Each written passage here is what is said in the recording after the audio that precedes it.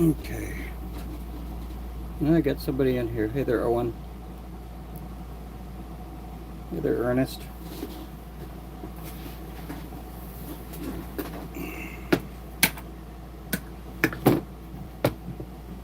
How's everybody doing out there today?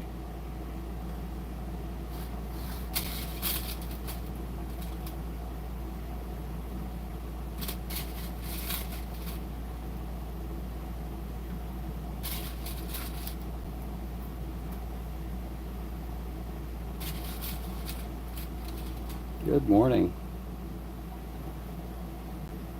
I'm pouring up some of these 1/16 ounce pill heads.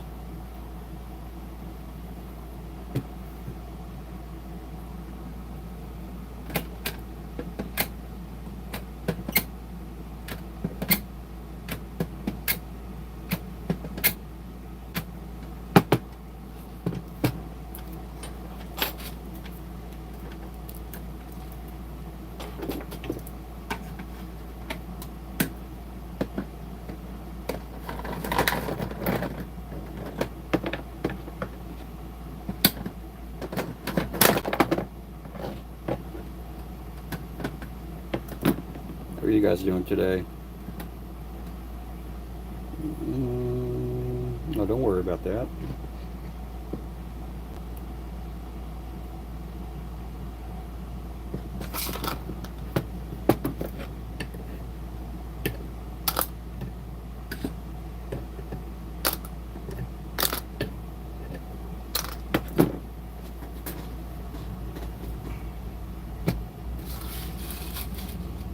Thank you there, Owen. Uh-oh. Wrong one.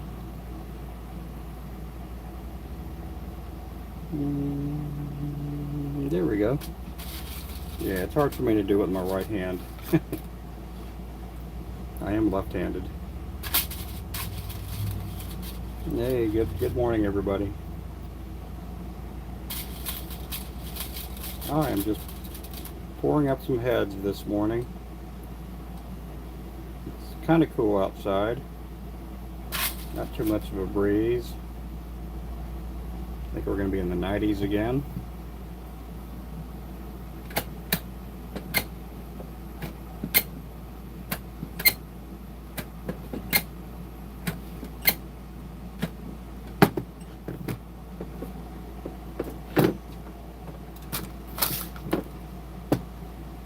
Good morning. It's a 1/16 ounce pill head right there.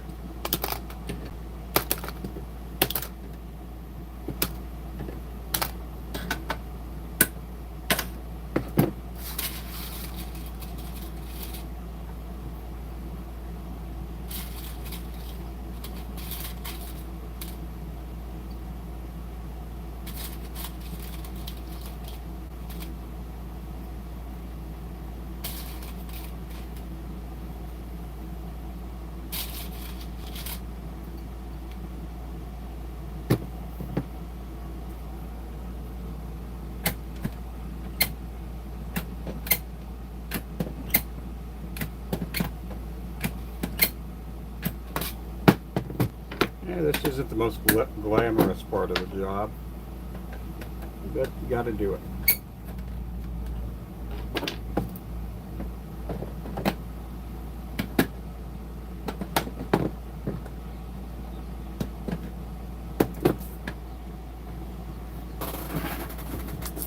It's going to be another hot one here in Oklahoma.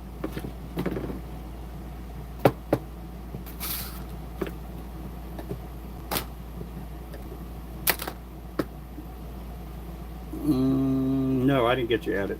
Nope.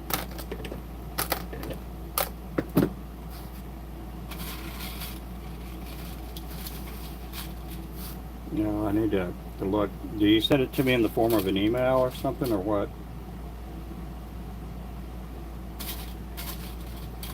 I need to go get some more coffee. I've only had a sip of coffee this morning. Oh, you tagged me in it? I'll try to take a look. Oh wow, yeah, that's pretty warm there.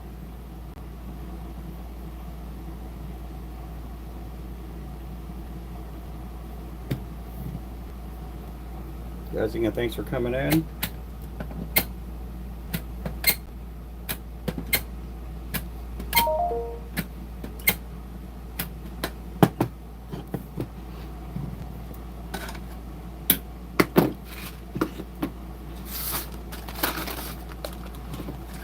Go ahead and break these off. I'm going to grab me a cup of coffee. These are 1/16 ounce. These will get cleaned up, they'll get painted up, they'll get eyes on them.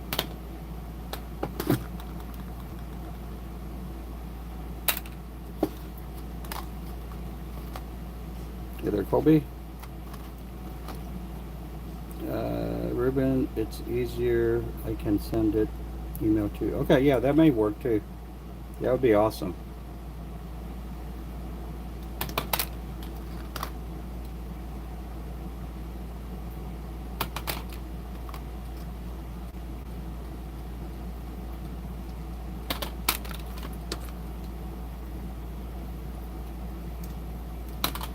I don't read the messages as clear when I'm doing this because I got my eyes on pointy hooks and hot lead.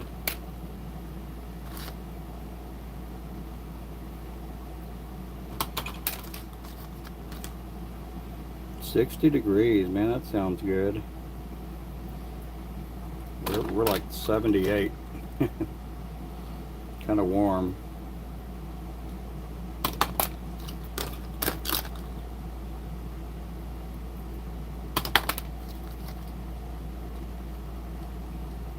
I got a bunch of these to pour today.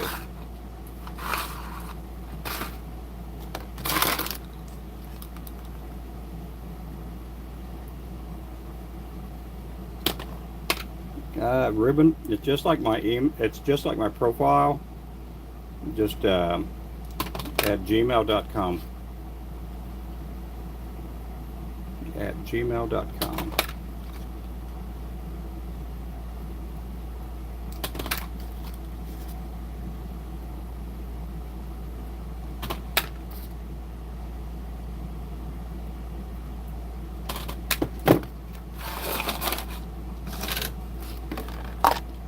Okay, let's get some coffee.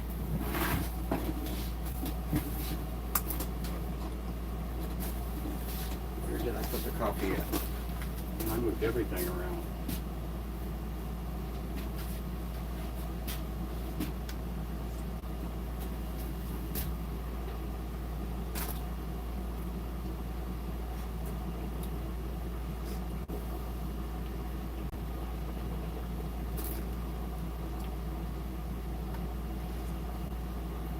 Oh man, hot coffee.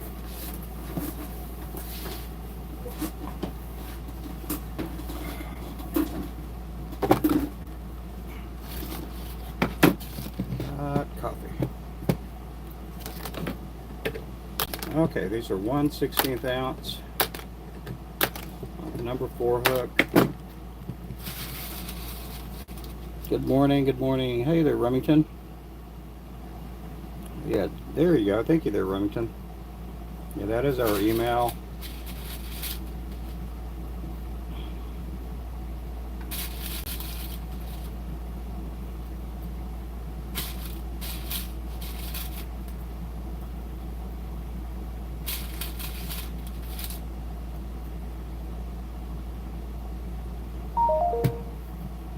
Again, I do appreciate everybody in here.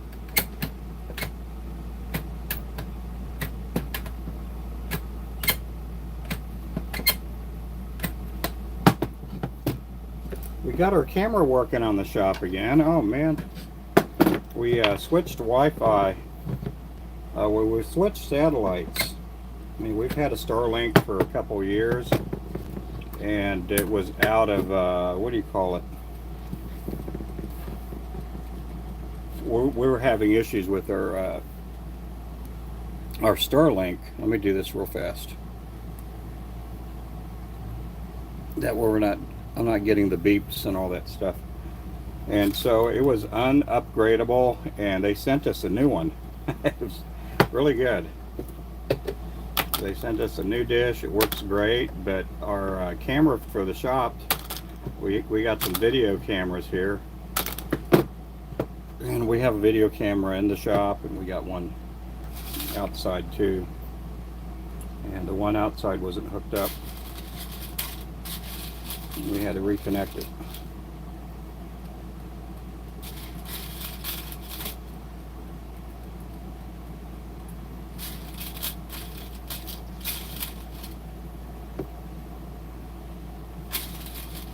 So I had to get up on a big ladder yesterday and press the button and reconnect it.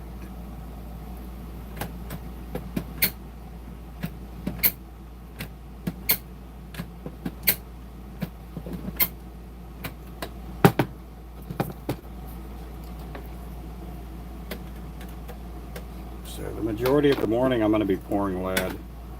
We got a lot of lead to pour.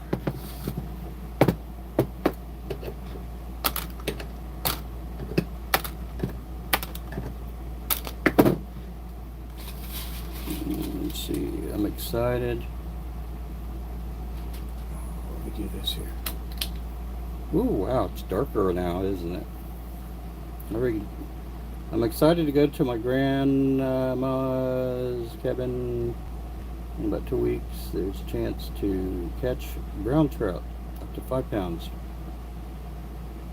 Oh, cool. Man, it is dark here on this side. Let me get the light back on. Yeah, I can't believe I didn't use that light for probably about a year or two. I just always poured in the dark, I guess. We have a bunch of, we got a couple of lights over here on this part of the shop.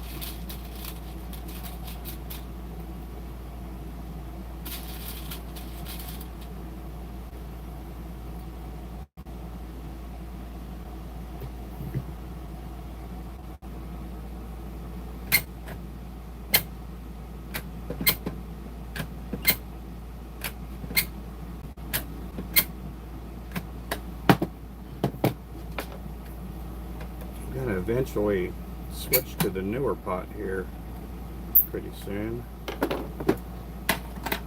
Oh, it's still leaking, look at that.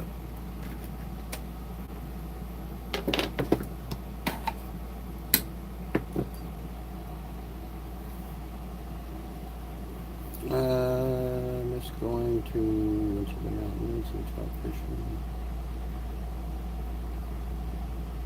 fishing. Hey there, Burke. Let me do this here. I think I did this last time. Let me see if it'll work better, where I can read the comments clear. Yeah, that may not work. Yeah. Let me lower the chair too. That might help out too.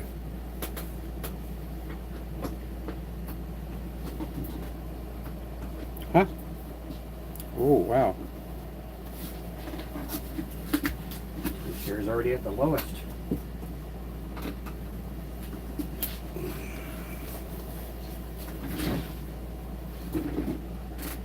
Okay, we're going back up. Going back up.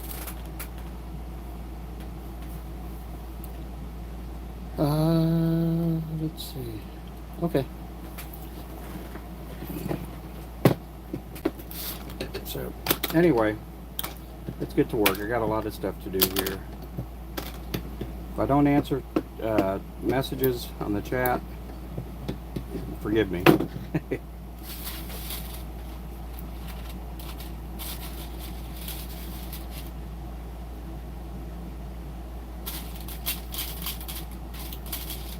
I got to go to the chiropractor a little bit later on, like in the afternoon.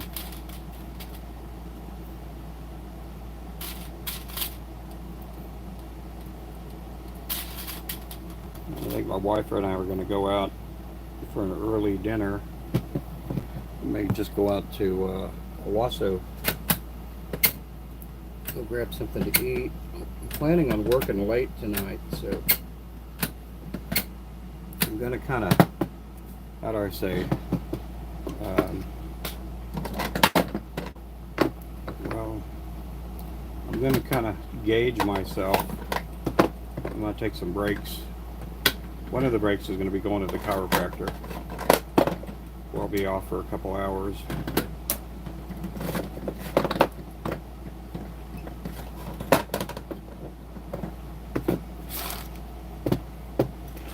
Yeah. Planning on working late tonight.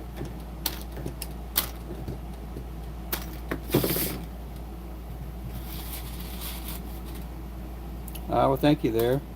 How's it going there, Luke?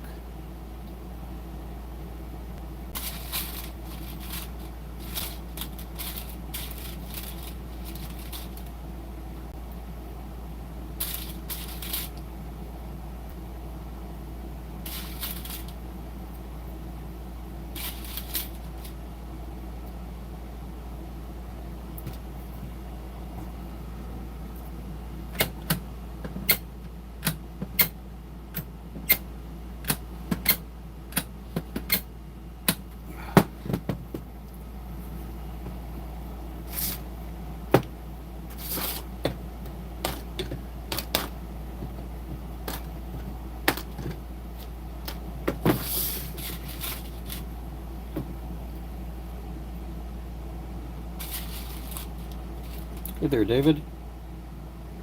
How are you doing?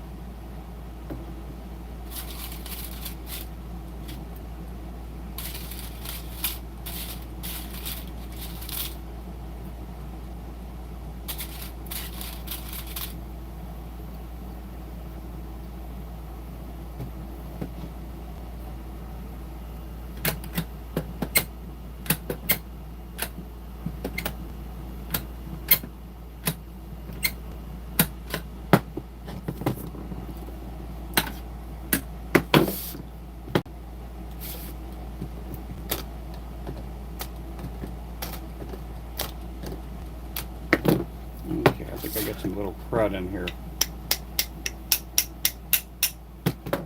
Don't.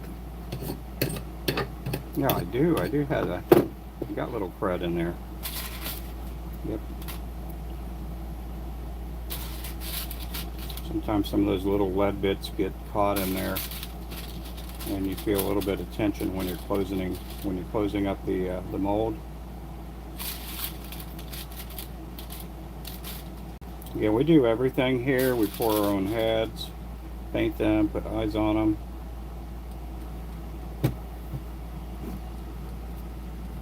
Do it all, do it all, do it all, do it all.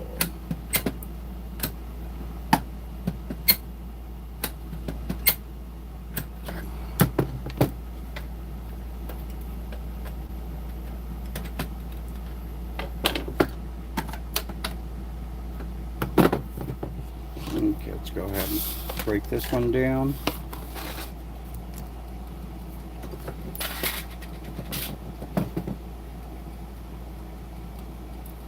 So this part here will go back in the pot. And again, these are cooled off already. They're not hot. Yeah, here we go. So they're safe to hold. Always watch out with the hooks here. You don't want to get poked. Sometimes I get poked.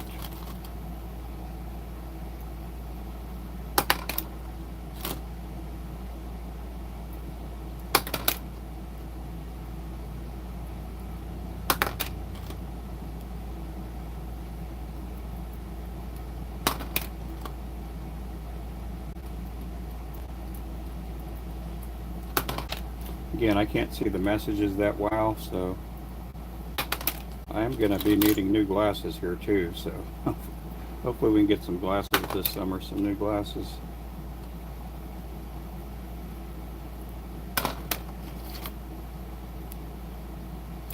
Oh, mama, I got myself good that time. Got myself good that time. Yep. Usually I get poked about once a month and didn't do anything. Let me go ahead and tape it up here. I can't believe I poked myself after talking about getting poked.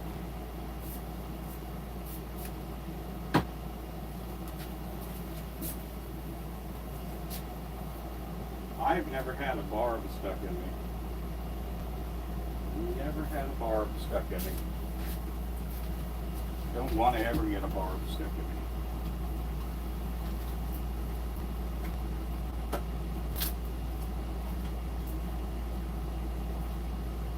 There's no blood or anything, so I'm just letting you guys know.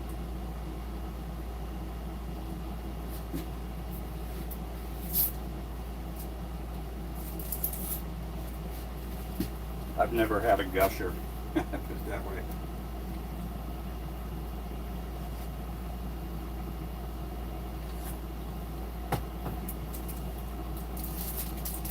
Well, it's not as bad as I thought. There's a real tender spot on my finger. A real tender spot.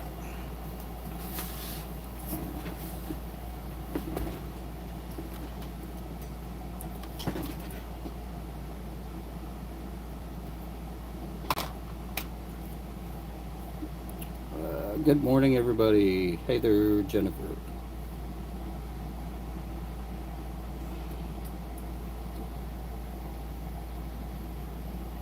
Okay, here we go.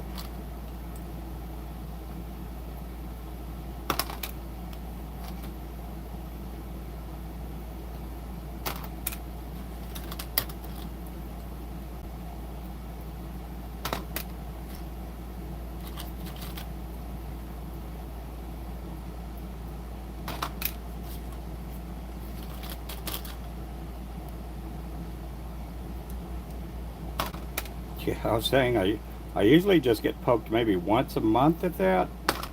I do get a tetanus shot regularly, and I do get my blood tested. So I've never tested positive for lead.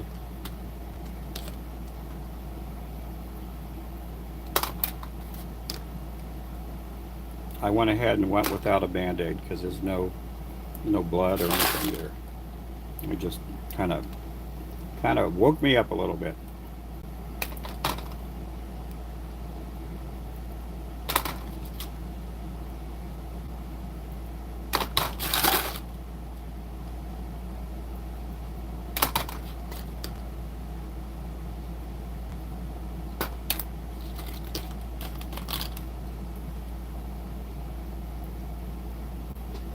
We got 125 people in here, guys. Thank you guys for coming in. Make sure to throw up a thumbs up and a subscribe. I do go live pretty much every day. Our wife's trying to figure out when we go on vacation here in a couple of weeks of how I'm going to go, what I'm going to do, and do some live streams while we're up down in Texas.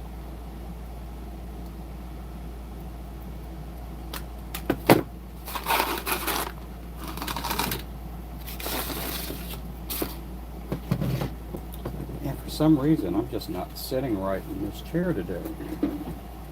What the deal is,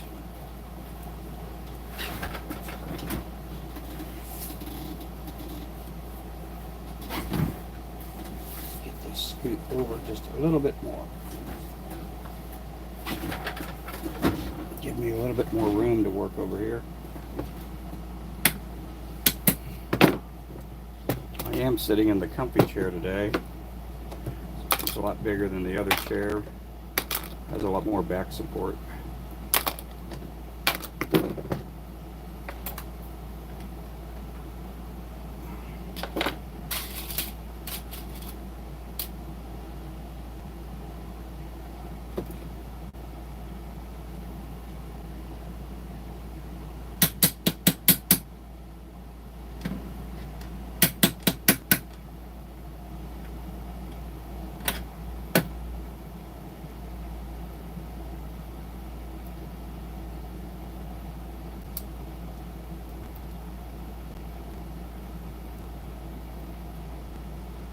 This crud cleaned out of there.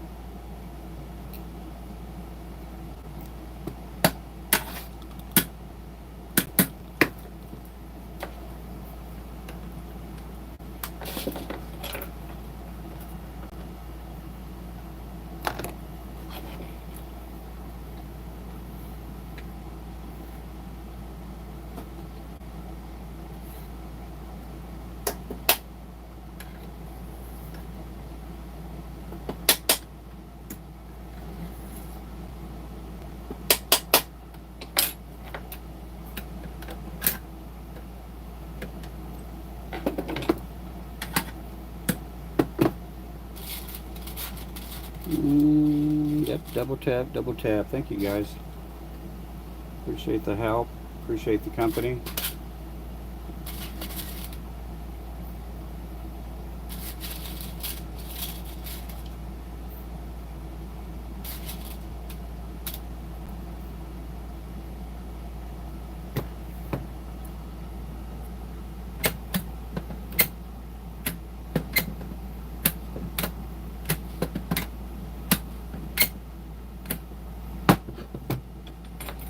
I'm going to try something different with the phone here.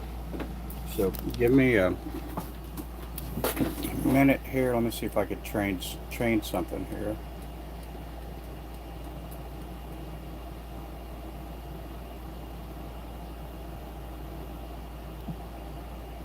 Uh-oh.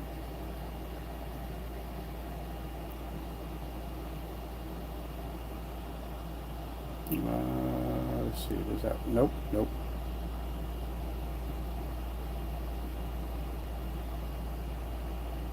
Okay. Oh yeah, I can see the message is a lot clearer now. Some hooking, yeah.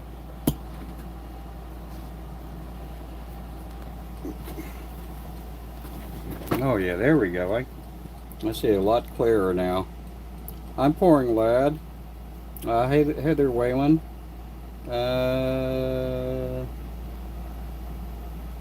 Okay, Waylon. Yeah, that needs to go. Yep. Yeah,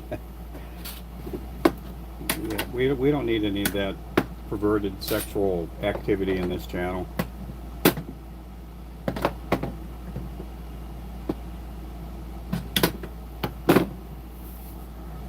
You know what? If you're in prison, you did something wrong, and you got caught. So, I've done a lot of things wrong, but I've never got caught.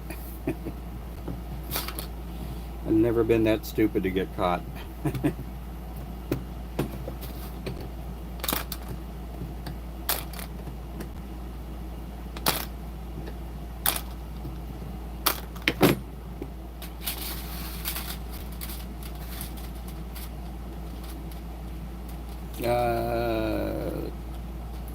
I need to join you in your workshop. Oh, okay. You're in here right now, so.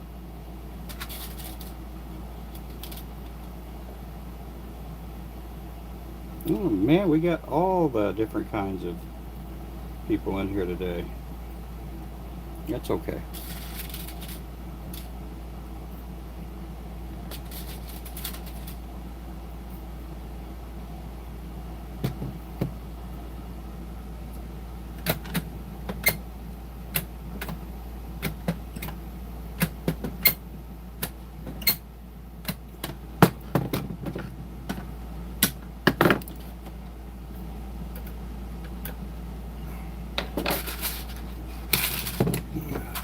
Get these over here.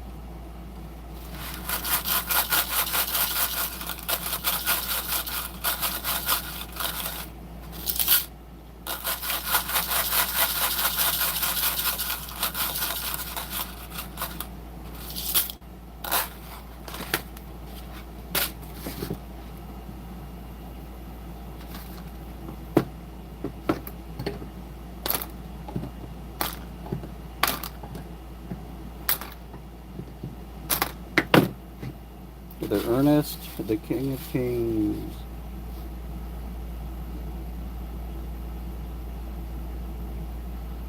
Yes he is. What are you talking about there? What happened? Did I miss something?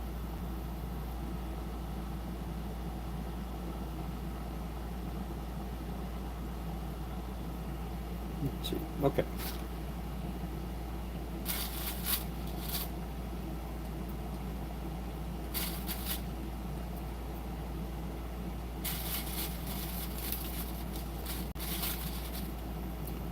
We got 24 likes, guys.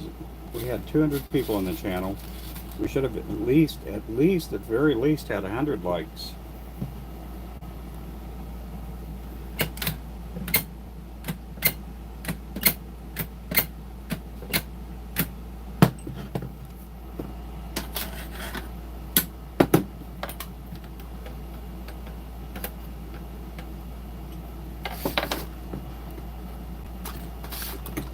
Yep, Welcome everybody. Welcome in. Welcome in.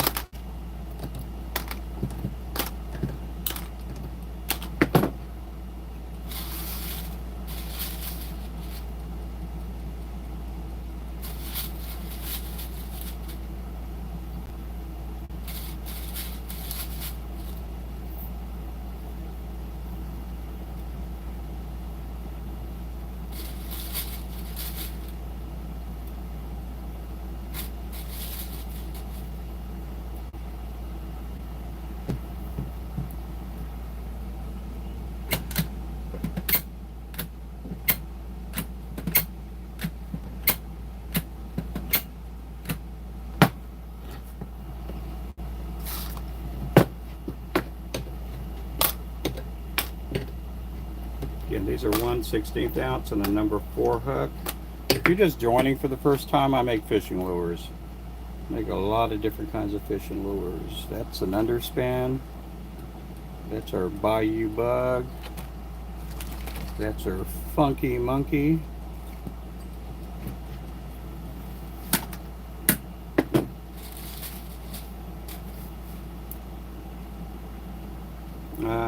Yep, that just got through showing you. I make fishing lures for a living. Been doing it for full time. I've been doing it since 2012. May of 2012 was when I went full time doing this.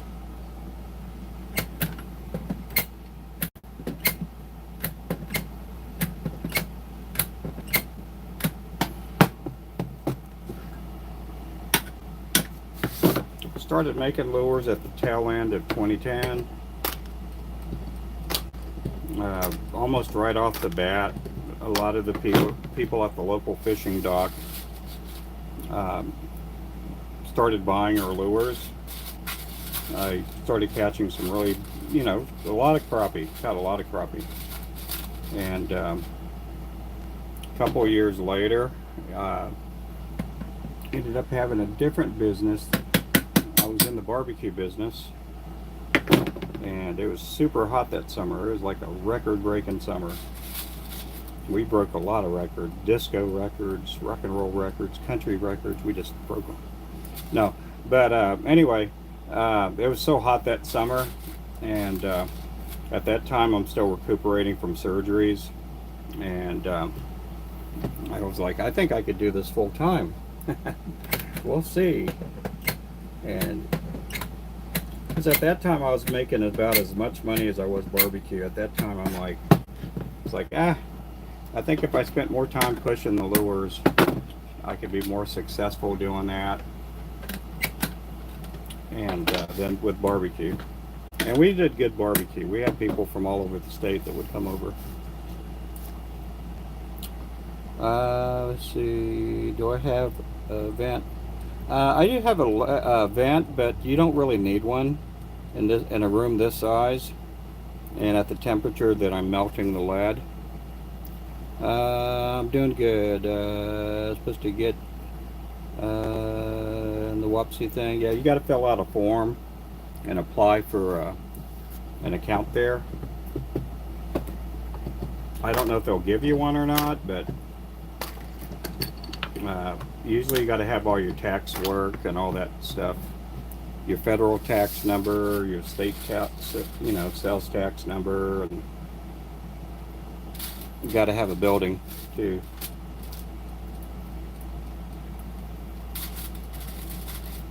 Hey there, little wolf.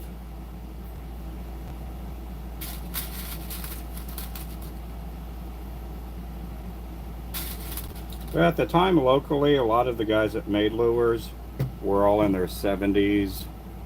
They were like old. And here I was, I'm like 30 years younger than them. And there weren't any teenagers. There weren't any 20, 30-something people. People in that age bracket that were making hand-tied lures. So there was a need locally for me to make lures. And so went full time into doing it in 2012.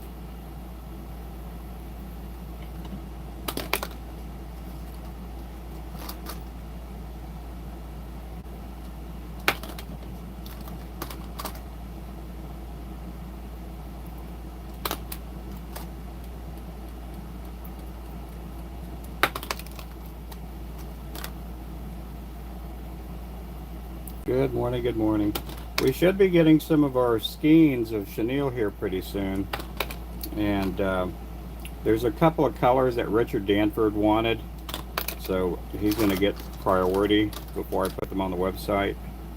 And mainly because I've known him for, I don't know how many years, a bunch of years. And then we're going to put those skeins on the website. We do sell skeins of chenille. We do sell some skeins of chenille.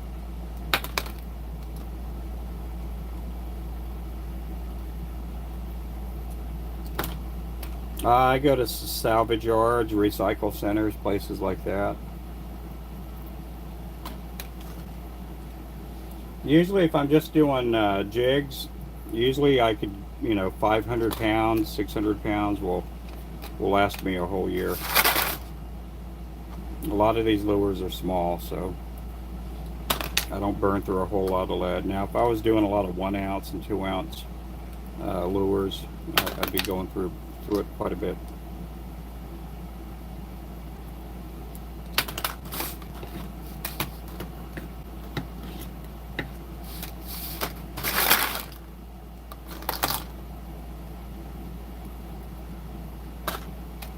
But yeah, I go to recycle centers. When I first started, I used to go to tire stores, and some of the tire stores would end up, they sold lead to other people too that made sinkers and stuff like that. So I had to go find me another place, and I thought, well, why don't I just go to a recycle center,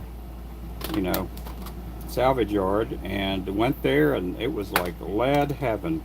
It was like lead heaven, because they had thousands and thousands of pounds of lead, and the lead that they had was like soft lead, and that's what I like using, is soft lead. Soft lead pours out more evenly, a lot faster. The hard lead, it's just brittle. Sometimes it doesn't get into the little bitty cracks of the mold, cavity.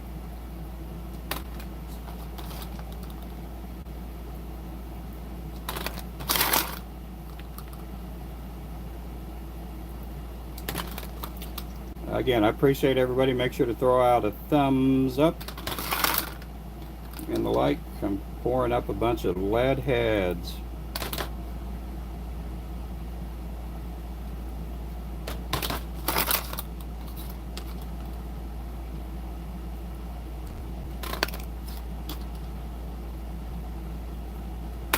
These here again are 1/16 ounce. They'll get a body and a tail after they get painted.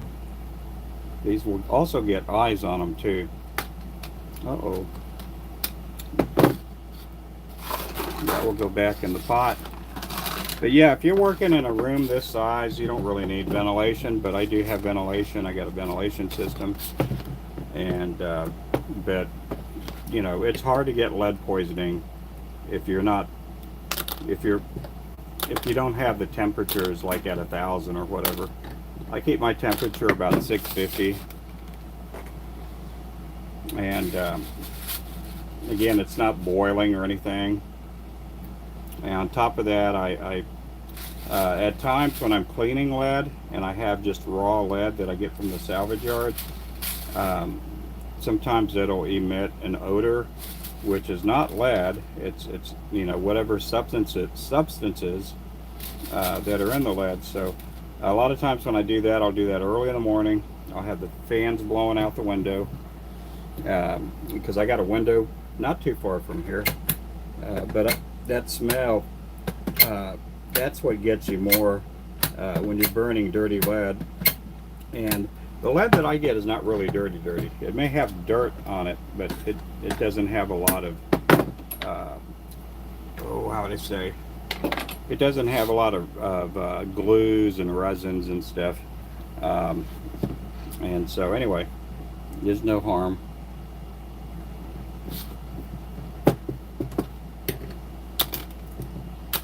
Well, hello there, Marvin. How are you doing there, Marvin Jennifer?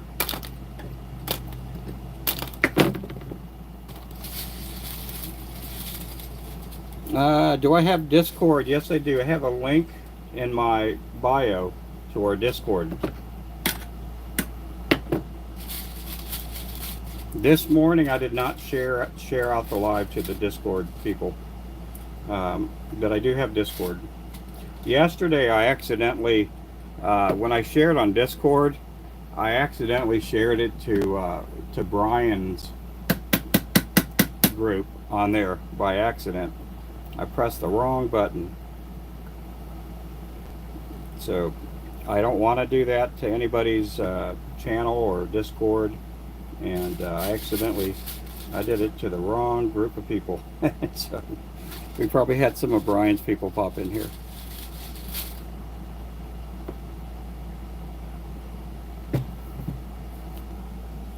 But yeah, we do have a link to our Discord in the bio.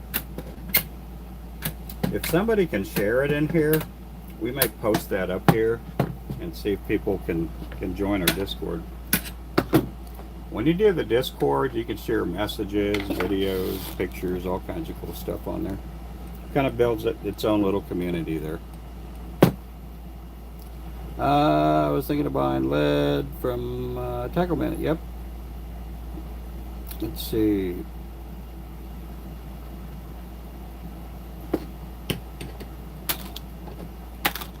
Yeah, they got good. I mean, their lead there, the lead that they sell, I think they used to sell these ingots that they would get from I don't know where, and it was clean lead.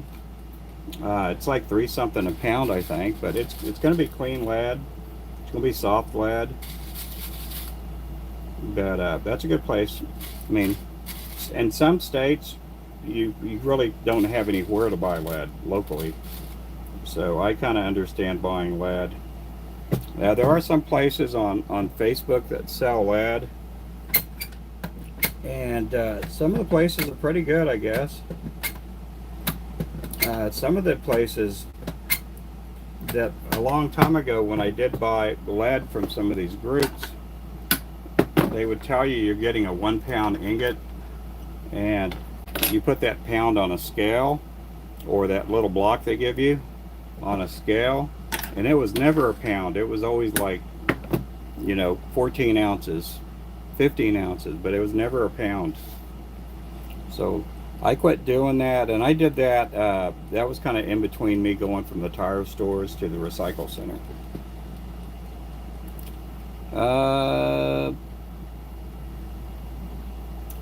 In the background, that's just sinkers. I poured sinkers. We used to do glow-in-the-dark sinkers.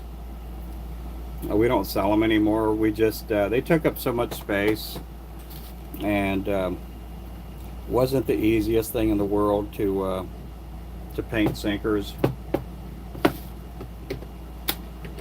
We didn't sell a whole lot either.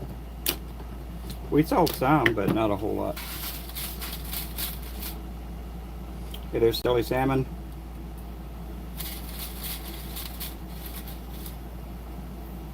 Yeah, if you guys make sure to throw some thumbs up. When you guys throw thumbs up and you guys are tapping the hearts, that helps the algorithm a bunch, and it tells the algorithm that people are liking what they're seeing. So if you can double tap on the screen, usually that will throw a thumbs up, and that'll help build our audience. We need to build our audience here, so.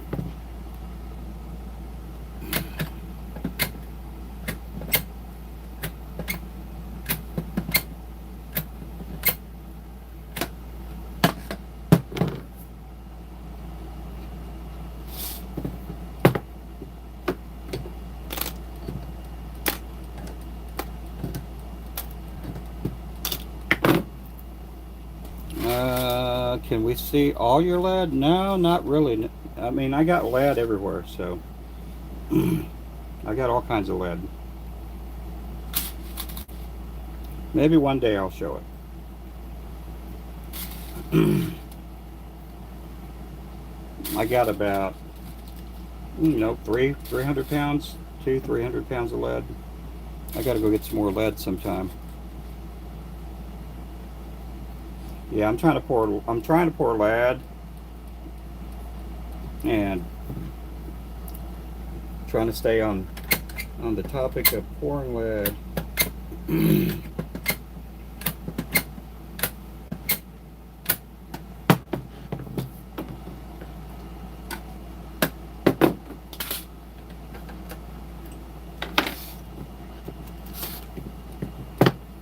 they're hitting.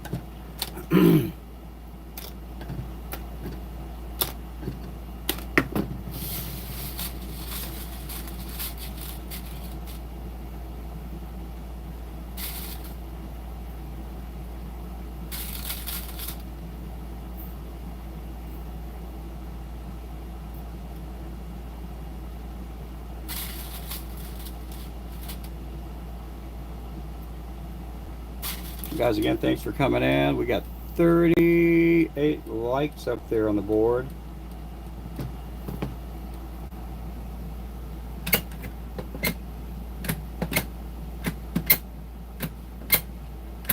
I'll be switching molds up here pretty soon. I'll say pretty soon. Probably in about an hour. I'm going to keep boring these heads. We need a lot of these pill heads. Now, I've been getting asked lately the price on painted jig heads. We don't sell painted jig heads, and I haven't figured out a price, and so we just don't sell them. I do sell them to my close friends like Remington and Richard, but other than that, I don't really sell painted jig heads.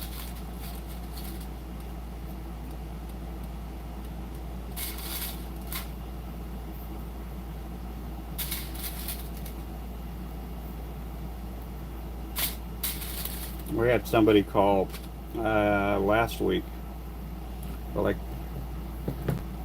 they wanted to buy jig heads and they wanted them painted,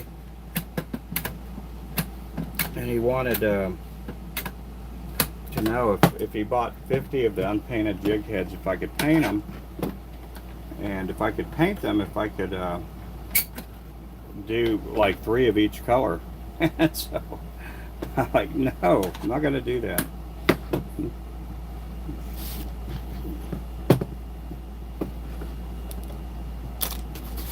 We don't produce enough jig heads for me to sell painted.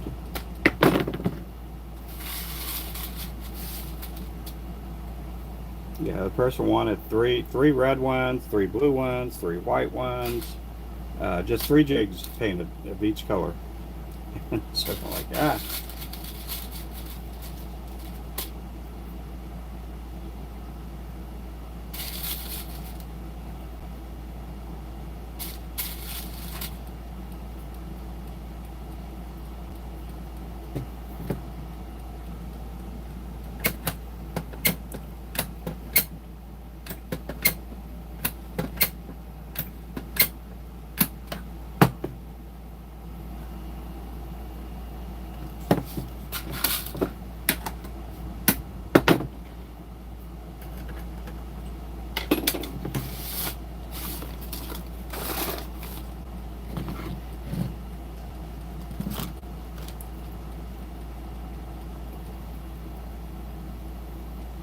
I need to get that machine to make lots of jigs. Yes, I do. Yes, I do. I'd like to get that machine.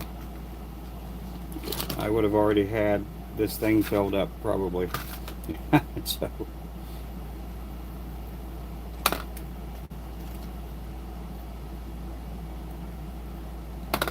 That thing cost about $6,000 for a brand new one. The one that I have right now, I bought it used, and it only lasted maybe about a year. We've already put in, I don't know, about $600, $700 into trying to fix it, and we can't fix it. I wish I was more mechanically inclined, but unfortunately I'm not.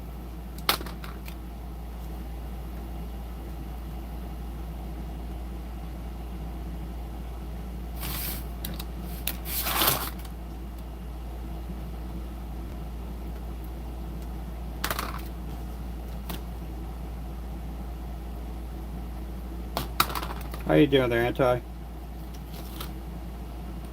Is it anti or anti? I don't know how to pronounce it.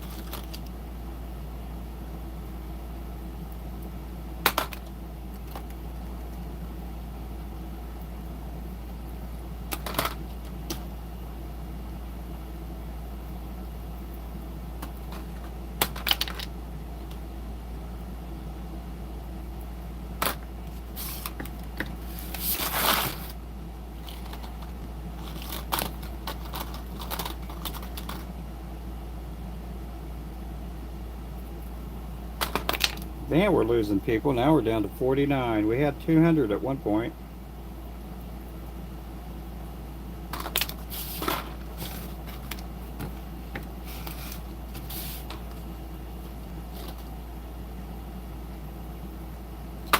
Hey there, Mac.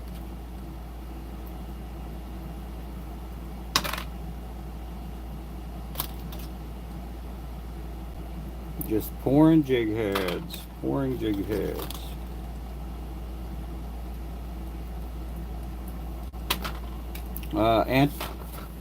Anti? Okay.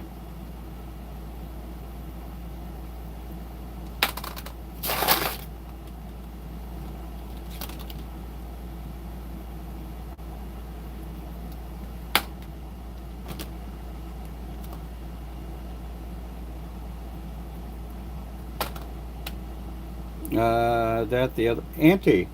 Okay, anti.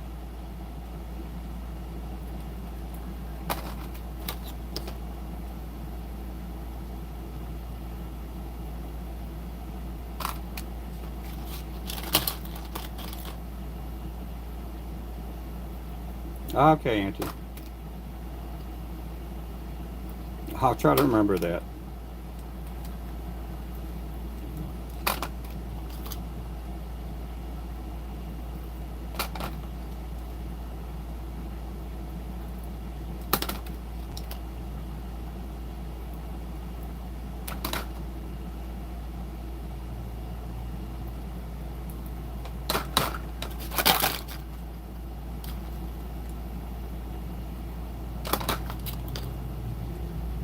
A lot of heads to pour.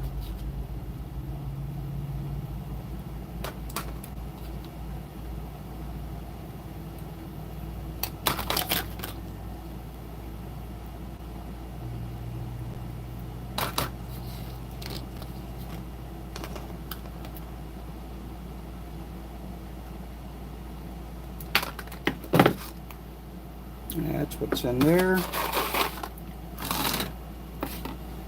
Okay, let me grab some coffee here.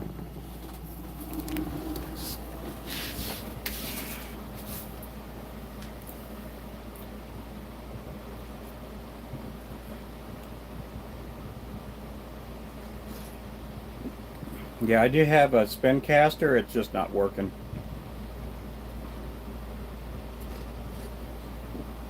We do have a storage building here on the property, and we may end up putting that dude away.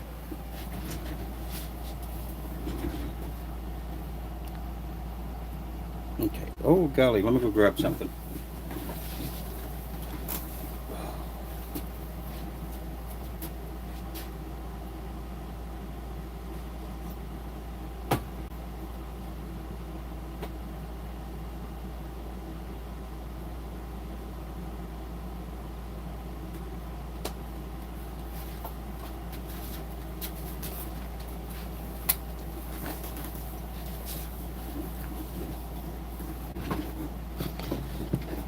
Man, this chair, it's a good chair, it's just too big. And it's not really too big, it's just this spin caster is in the way. If I had the spin caster out of the way, I'd have more room to sit up here more square.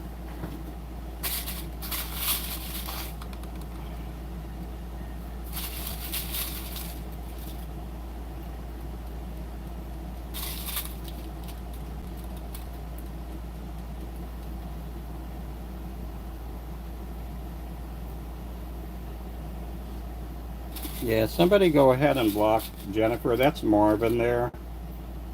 If we can get him out for 24 hours or whatever.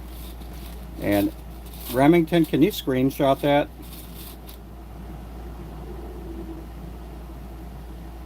Yeah, because we need to block his whole account.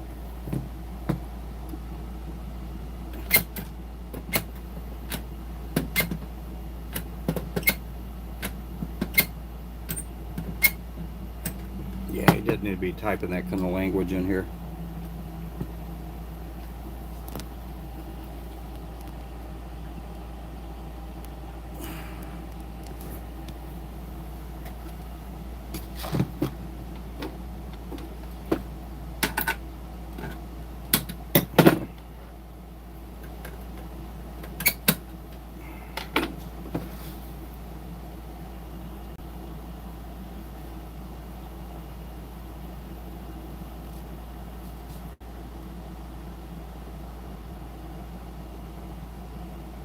Yeah, he'll come in under a different name in a little bit.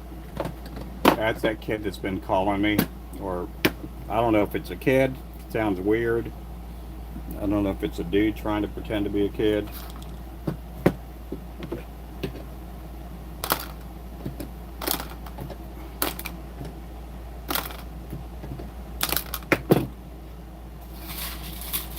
Hey there, Eddie. How's it going, Mr. Eddie?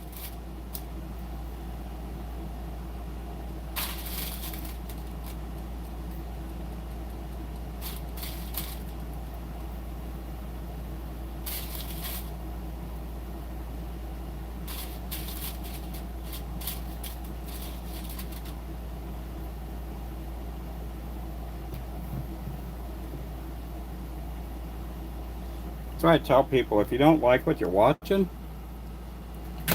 or I don't know, if you're not, I just don't know what, so you get some strange people. I don't know if they just don't get attention at home.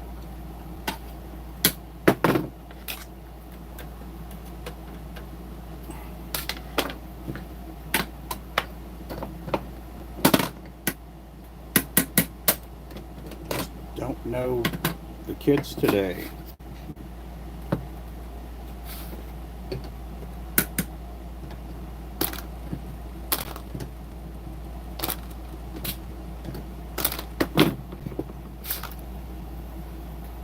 Bunch of strange ones.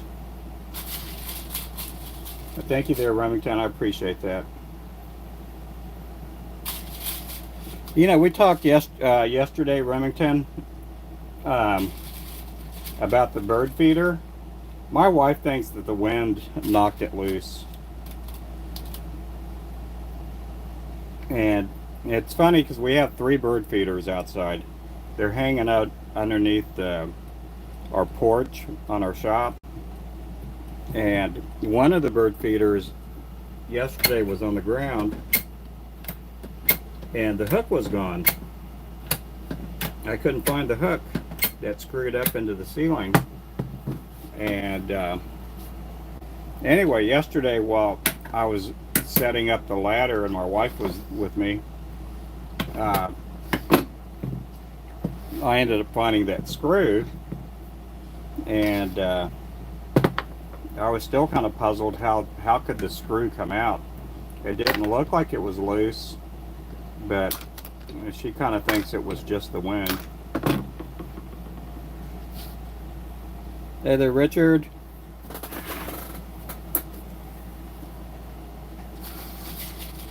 Hey there, Ronnie. Does it take melt lead to get started? Oh, well, lead will not melt. It'll melt at 612 degrees.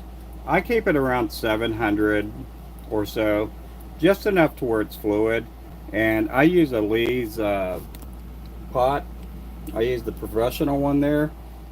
They call it professional, but I used for years. If you ever watched Crappie Man jigs, for I say the first 4 years, 5 years, that's all I used was that little 10-pound pot.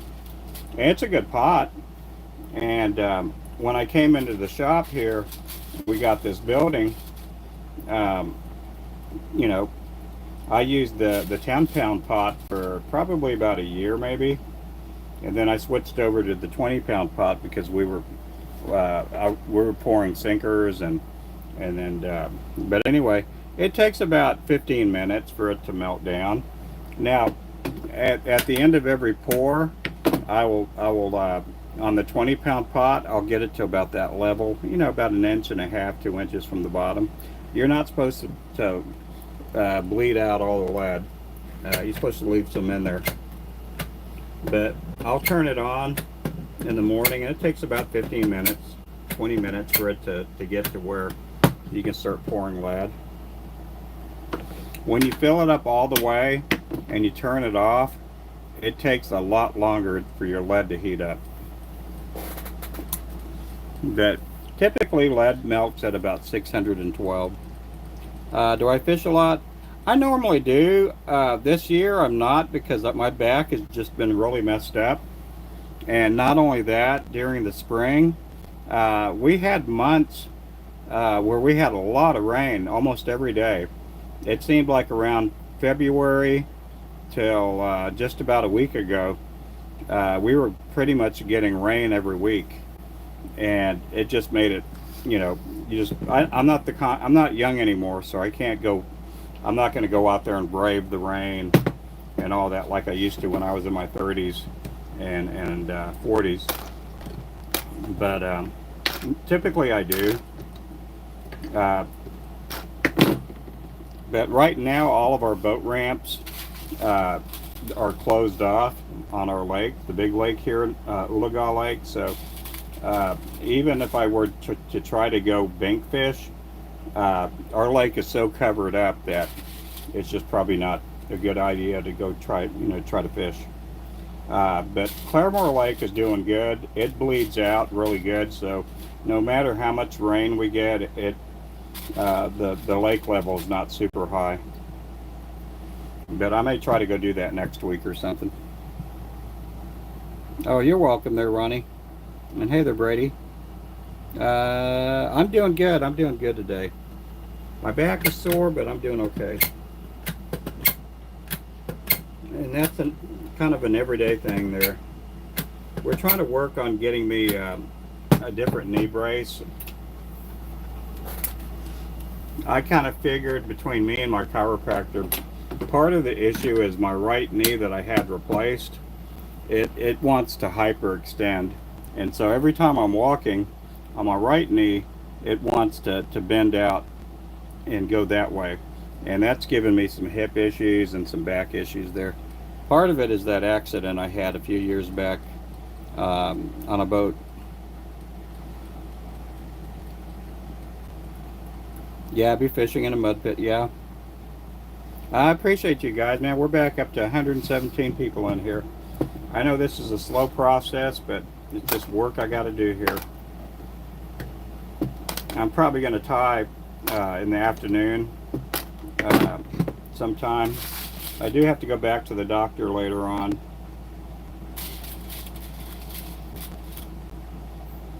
He's going to pop my back again.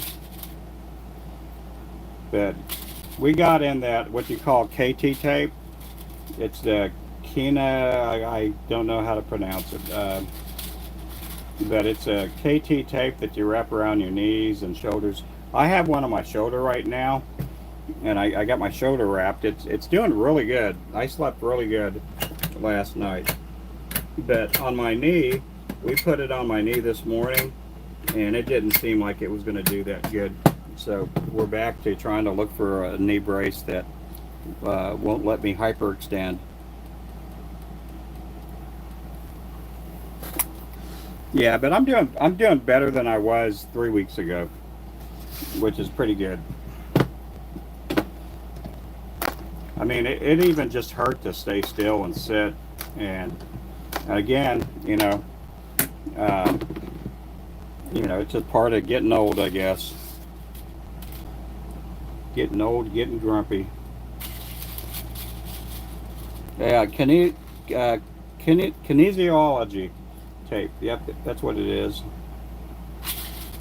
I do have it on my shoulder. I have one strip on my shoulder, and it seems to help out. I think tonight, before I go to sleep, I'm gonna have my wife put in to tape. She's gonna tape it up a little bit better.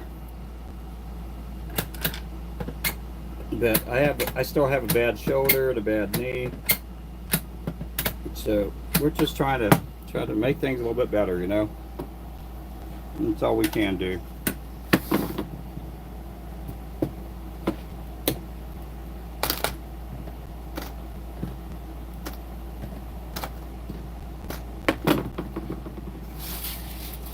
Hello from Alaska. Hey there, Levi.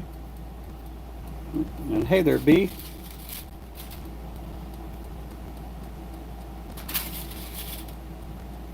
We're all doing good. How are you doing? Are you husky because you're a husky person?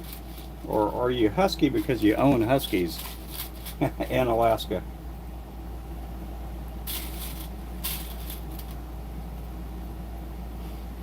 I remember being a kid and they had pants, and we would go to the division or the spot department where the pants were for husky kids.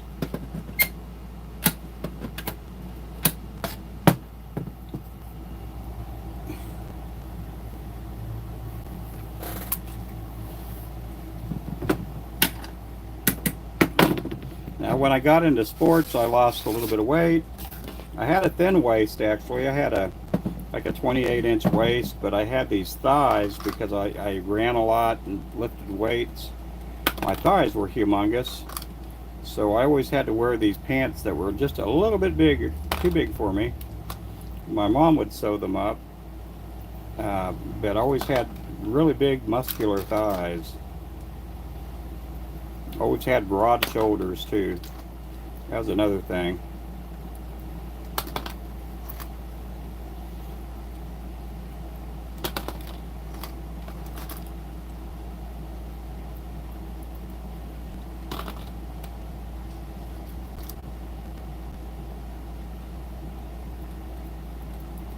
Again, I do appreciate everybody in the channel. I'm pouring lead right now. These are 1/16 ounce. I got a lot of lead to pour. I got to do some 32nds and some 16th ounce round heads.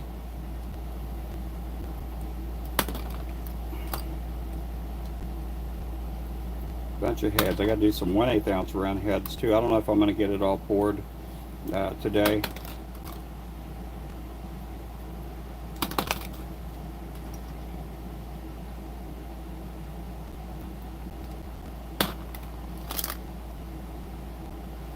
I have a lot of these pill heads though.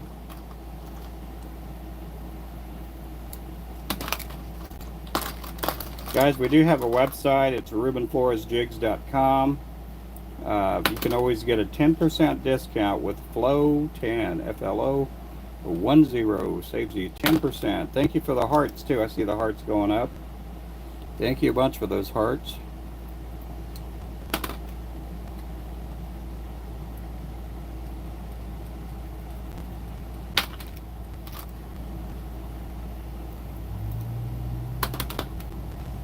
We got 53 likes right now, guys.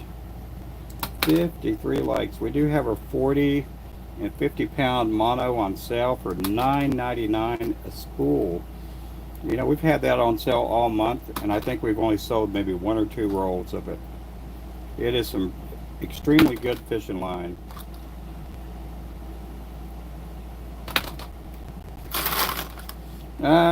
I make some, not a whole lot, but I don't really sell them and promote them. But I do make some.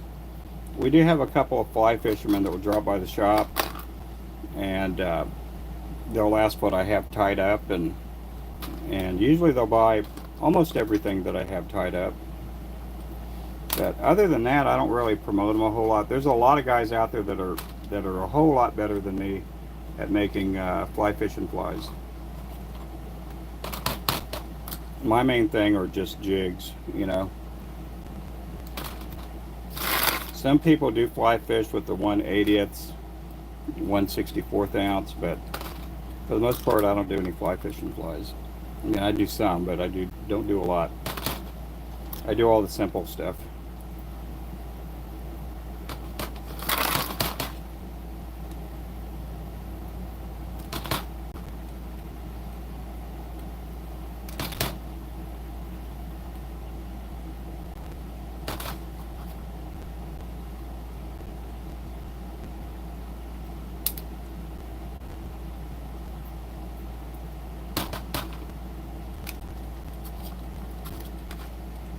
These will have to get cleaned off.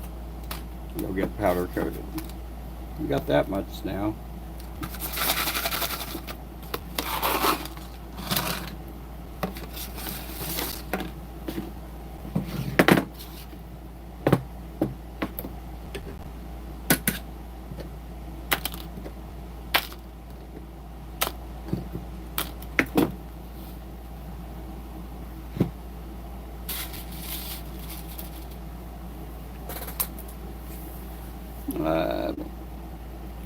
For a while, and I got all this stuff to make my own. Give me advice. Oh, just keep tying. Watch people like me. Watch Brian, the fly smith, ties flies here on YouTube, and you'll do pretty good. Yeah, he ties a lot of fly fishing stuff. Yeah, Brian's pretty knowledgeable. He's pretty gritty, but he's probably one of the best ones out there right now.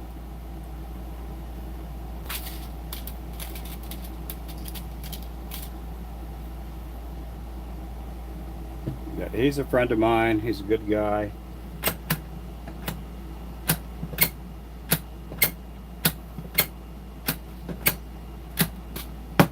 Pretty good guy. Good friend.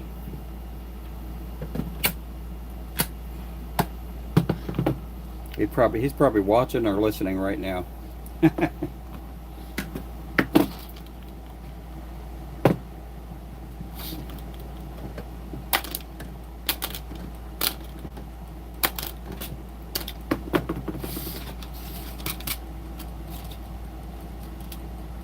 piece of tape. Yeah, my main specialty are these kind of lures here.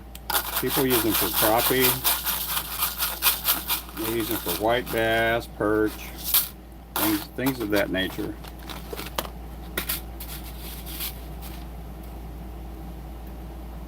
I'm a novice when it comes to tying flies.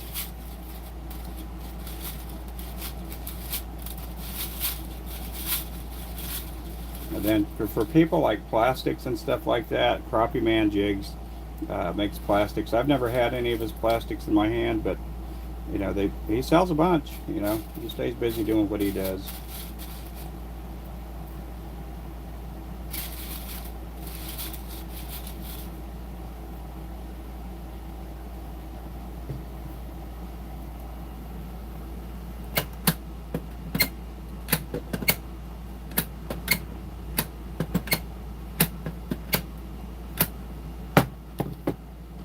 We are experiencing the slow time of the year.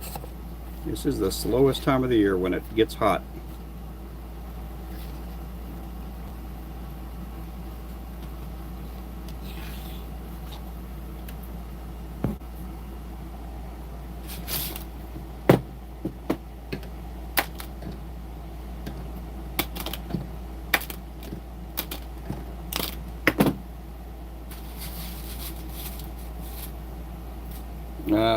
Yeah, David McPhail. Yeah, he does really good too.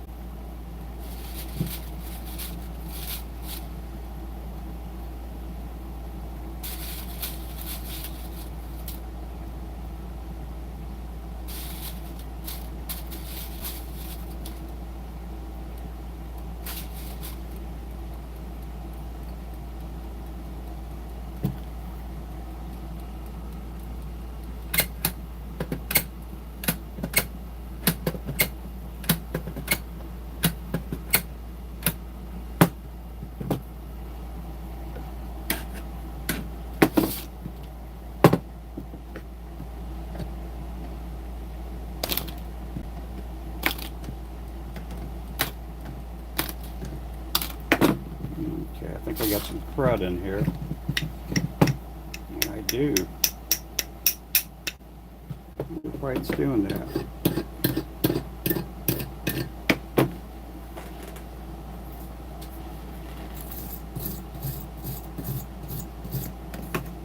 It's that powder. That powder is getting in here.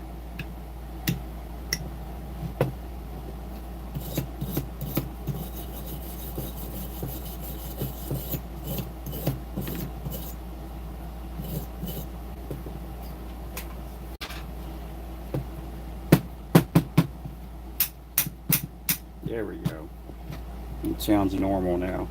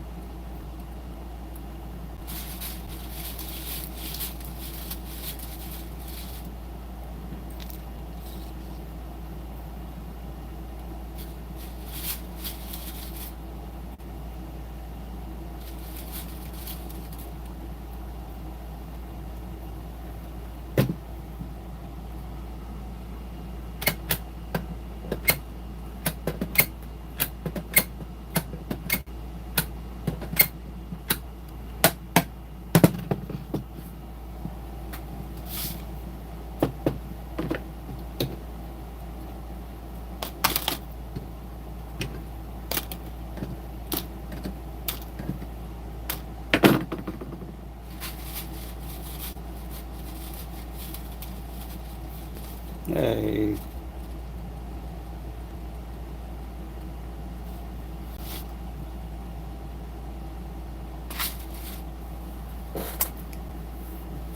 Again, I do appreciate everybody in here. You guys, thank you so much.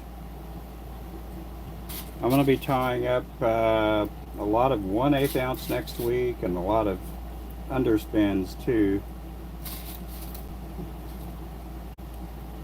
A lot of underspins.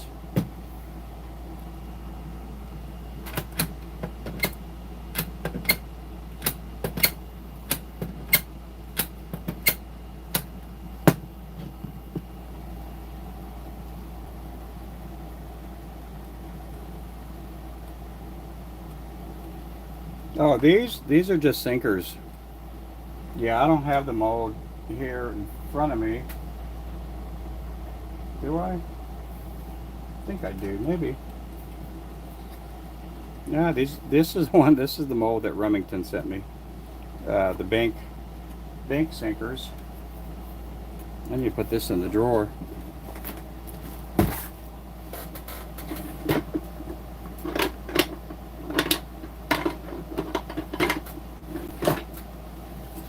Let me see. I may have it up here somewhere.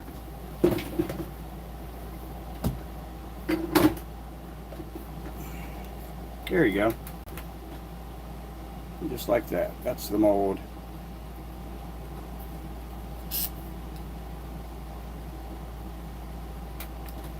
Yeah, you can get those at Tackle Bandit, tacklebandit.com. Those are the coin sinkers. I call them coin sinkers. Some people call them other things. Some people call them no rolls and stuff like that.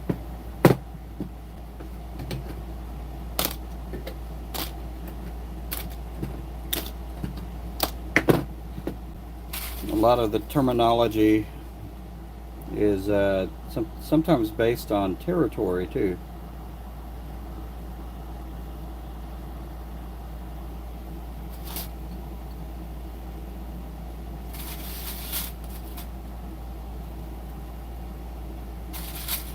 I remember growing up in Texas, we didn't call flatheads flatheads. We called them yellow cats.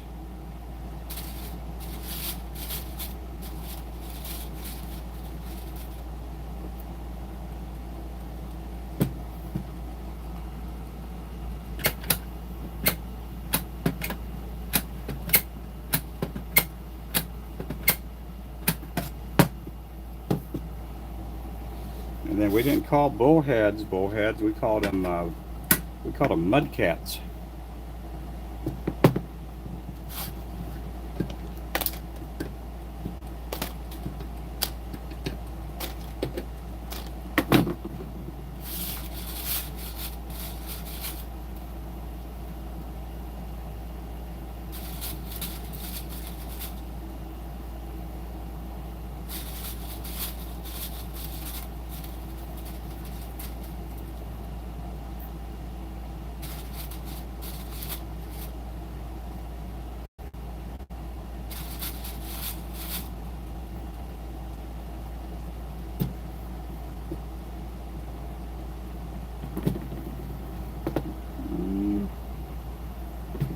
Here we go.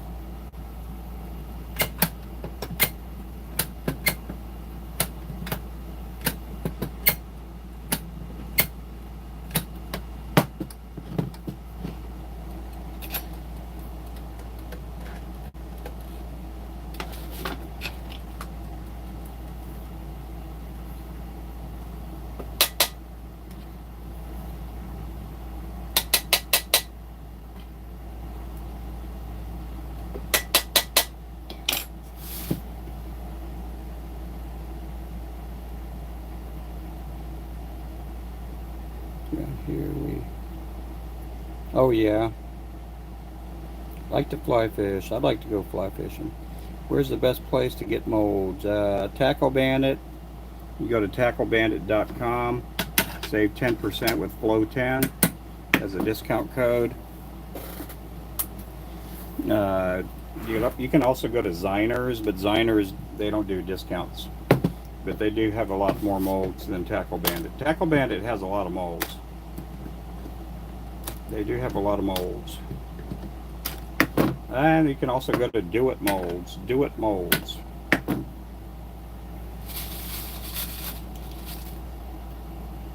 Do It Molds is a little more expensive, but they have everything there.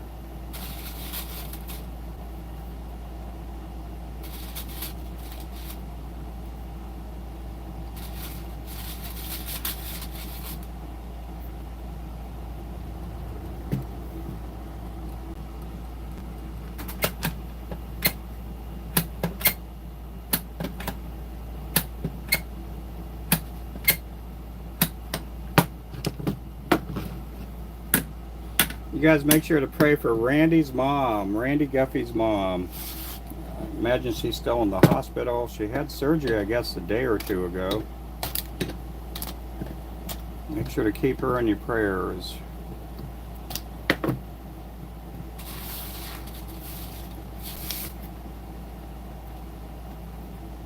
Okay, let me tap this here again. I'm going to change the chat filter, because sometimes I'm not getting all the messages in here.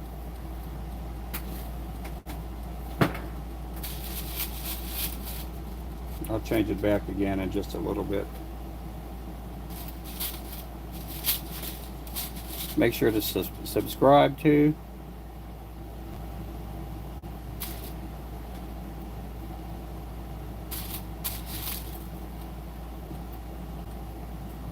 Again, I'm pouring lead. These are 1/16 ounce with the number 4 mustad sickle hook.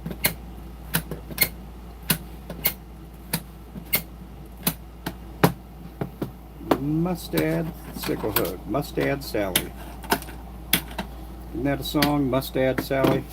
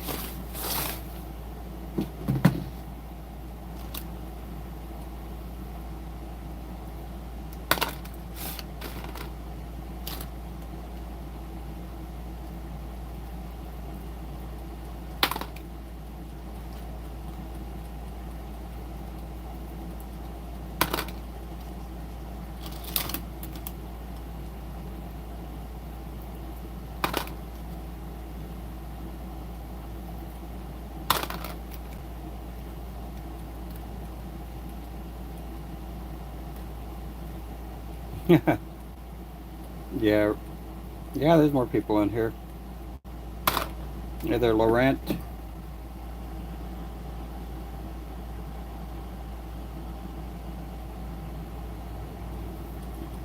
I'm just pouring up jig heads, lots of jig heads this morning.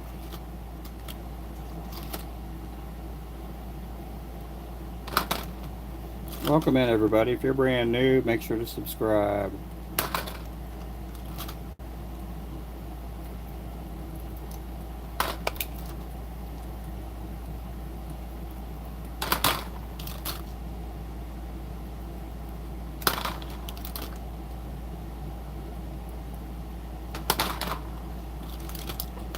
Yeah, there's a lot of people probably that are at work. Maybe some people are driving. They may not have time to chat. I'm pouring lead. These are lure heads. Yeah, these will get painted up. You'll get eyes on them. And I make a bunch of fishing lures.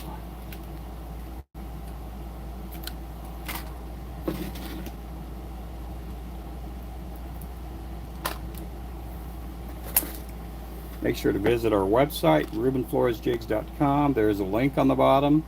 If the link does not work, make sure just to type up, go to Google and you'll find our website there.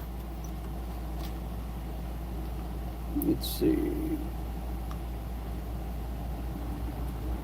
Hey there, Gilbert.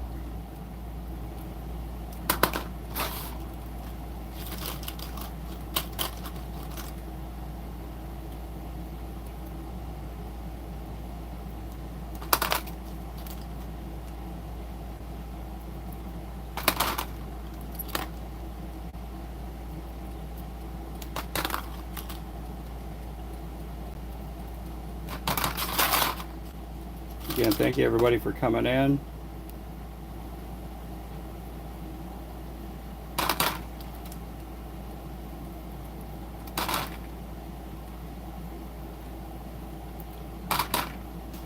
Yeah, it's for fishing. Uh-huh.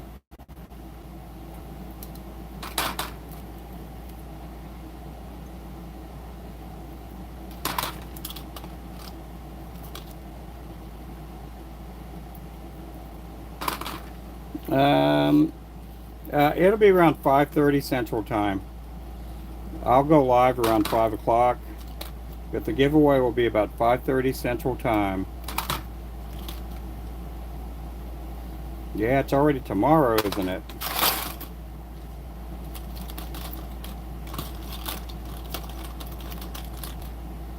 Yeah, we'll be doing a couple of giveaways tomorrow.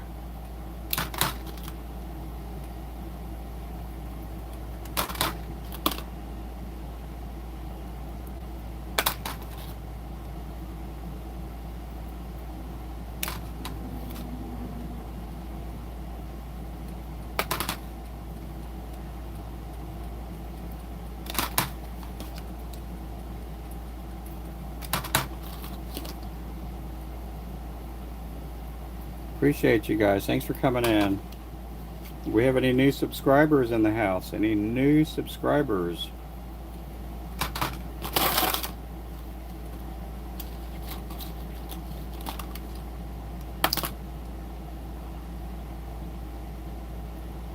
You go to the festival? Yep. What kind of festival are you going to?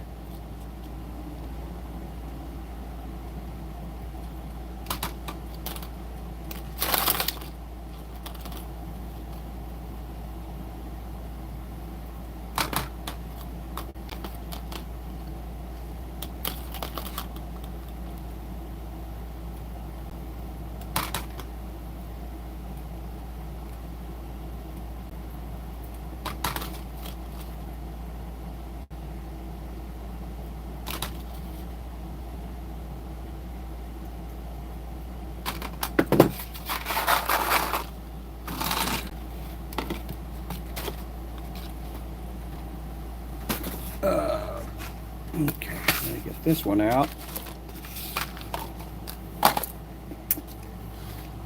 Okay, let me grab me a cup of coffee. Let me go grab me a drink here.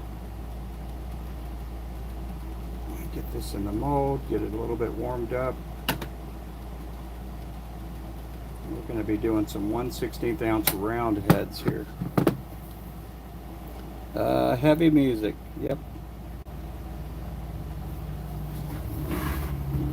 Heavy music.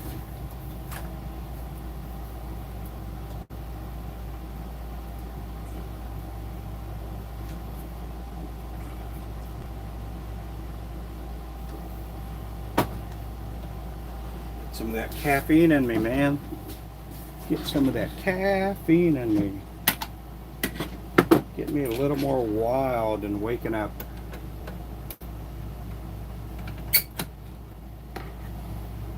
We got any other coffee drinkers out there? We got any other coffee drinkers out there?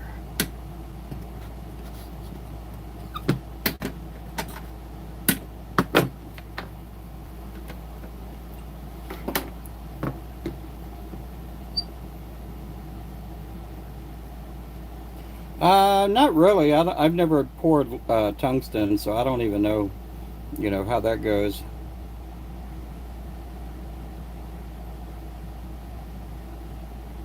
You had your wisdom teeth out Tuesday. Oh my goodness. No, I've never poured tungsten.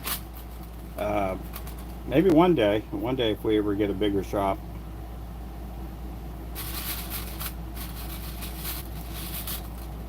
Maybe one day.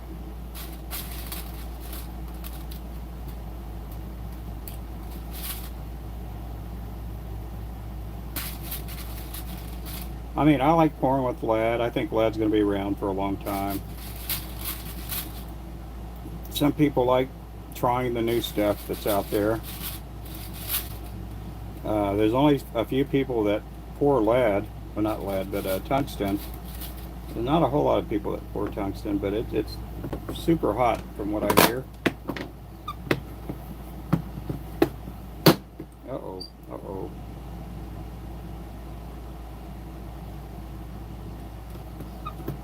There we go, we got it nice and shut.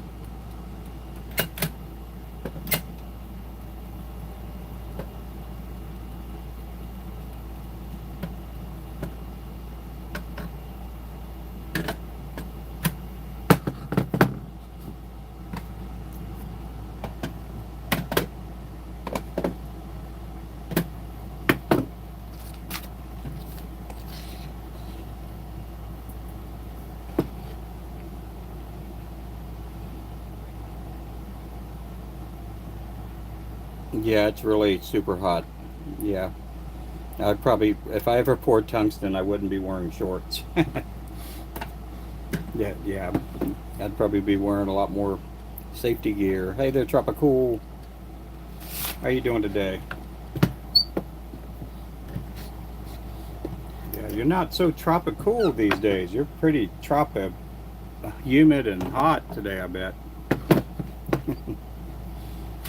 I bet it's nasty out there in Florida this time of year. When I lived out there, it took me a couple weeks to get used to the humidity, and I worked outdoors when I first moved to Oklahoma. And then when I went to college out in California, up in the mountains, and that was my first experience with snow. And so I did go back to Florida for about a week at one point, and I'm like, oh my goodness, I do not even want to go outside. It's so nasty and humid out there. But you do get used to it after a while, you know. Just get used to living the humid life.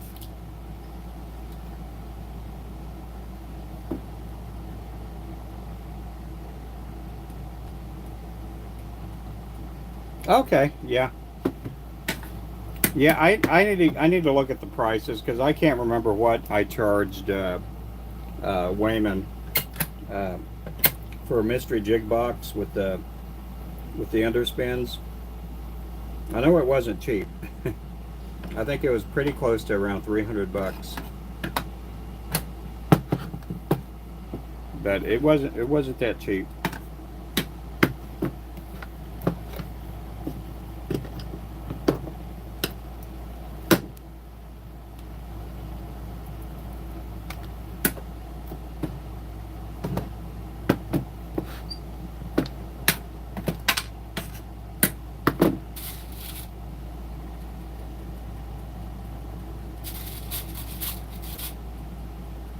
Worth every penny. Oh, thank you there, Wayman. How you doing?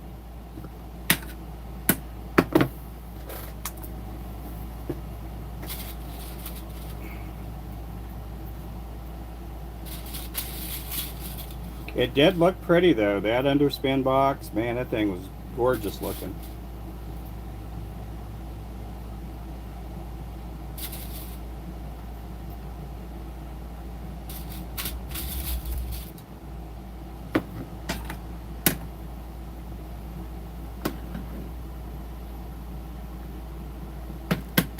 And if you know me well enough, I don't say the word gorgeous a whole lot.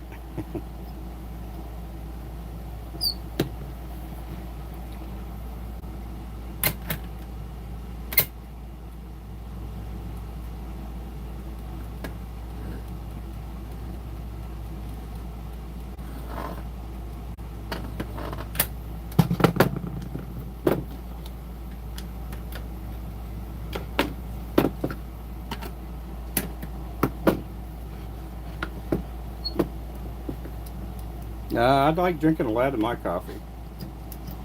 Well, you know what I mean. I like it caffeined.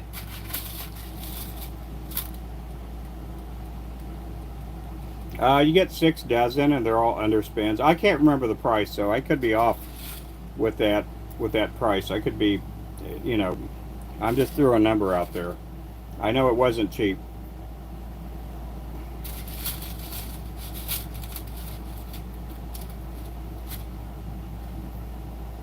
And they were all underspins. I think they were all 1/16 ounce.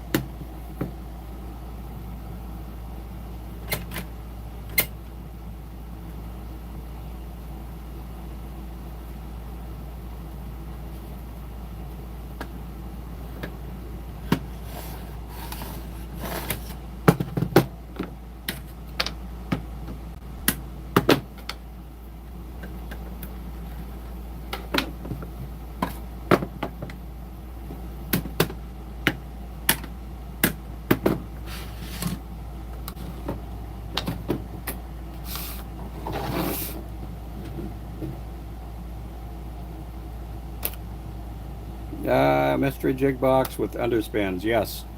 It's not on the website. Wayman wanted some, so I tied him up some. Tied him up the whole mystery jig box with 1/16 ounce.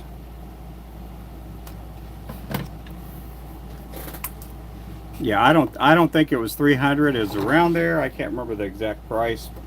And so again, I threw that number out there. It may seem like a whole lot, but I can't remember. I have to see how much I charged him.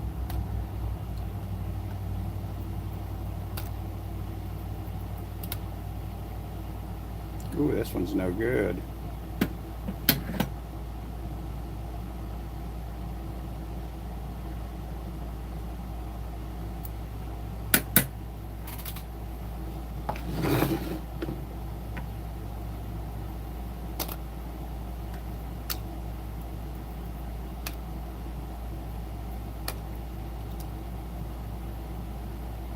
That one's no good. Hey, I'm doing good. I'm doing good.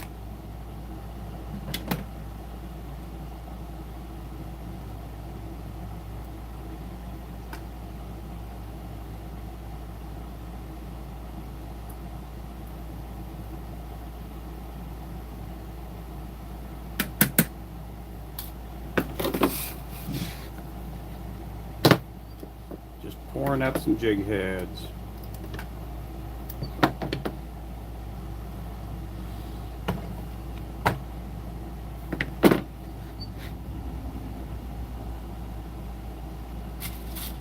Hey there, Buzzbait. Hey there, whatever you are. I said hi.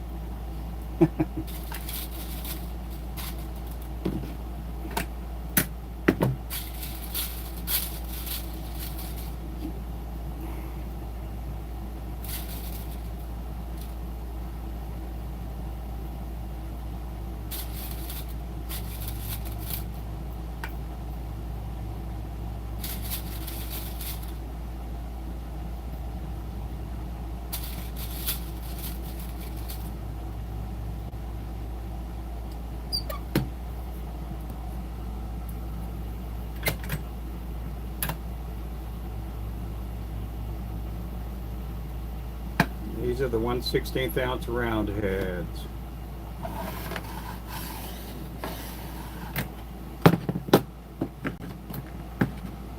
I gotta get me some more lead out here. Let's get some more lead. Yeah, I'm using lead. Yep. Good morning. Good morning. Hey there, James. Hey there, Lex. I'm about something at the restaurant. Your restaurant, my mom. So I'll leave in a couple of minutes. Yep. Okay.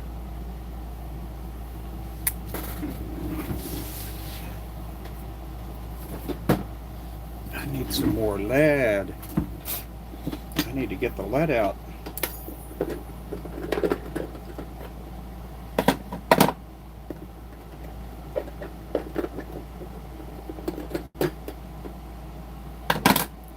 Tomorrow morning, I think I'm going to melt down a whole lot of dirty lead. Turn it in. When I say dirty lead, it's not super dirty. But I'm going to make a bunch of ingots tomorrow. I don't know if that's something you guys want to watch. Yeah, I'll be melting down a bunch of pieces that look like that.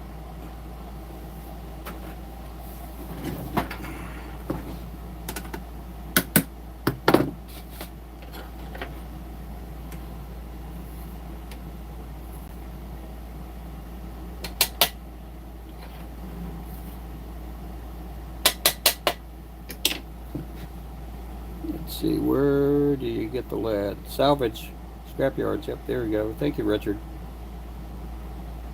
Alright, I'll catch you later there, freshwater fishing.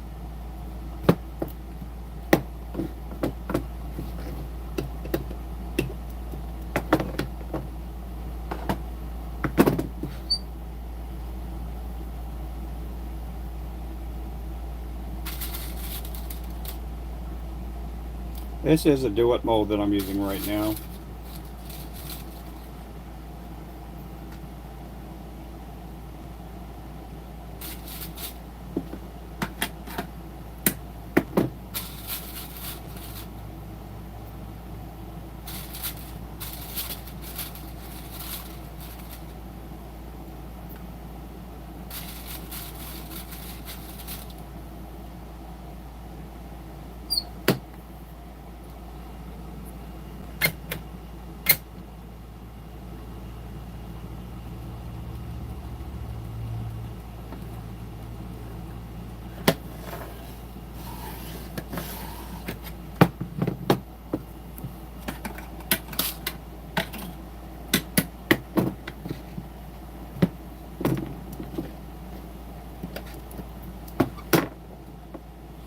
1/16 ounce.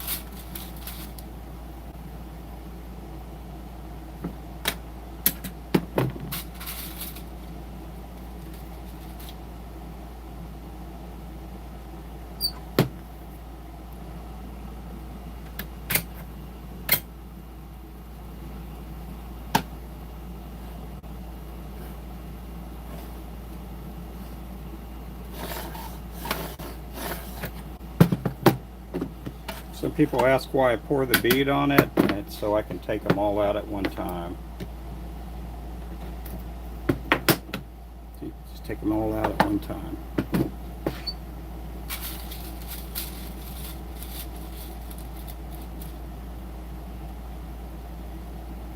Oh yeah. Yeah, we're pretty much caught up on our website as far as filling up inventory. I don't have a single open spot or open hook on the wall, so I'm going to be pouring a bunch of, well, I'm going to be tying just, 3 packs, 4 packs of this color and that color, so it's not going to be a whole lot of me tying, 3 dozen of one color, and so hopefully here in the next couple of days I'll be tying up a bunch of different colors. I did get that mystery box, the 16th ounce with round heads complete. So we got a 1/32 with round heads and a 1/16 ounce with round heads made up already. I got to fill up the 16th ounce pill head and the 1/8 ounce round head and pill head. Okay. I gotta grab this here and cut some more of this solder. I've been throwing solder in here, and it's been helping a whole lot with the lead flow. That was a trick that somebody here on YouTube shared with me, and I was very reluctant to taking their advice. And anyway, it really works.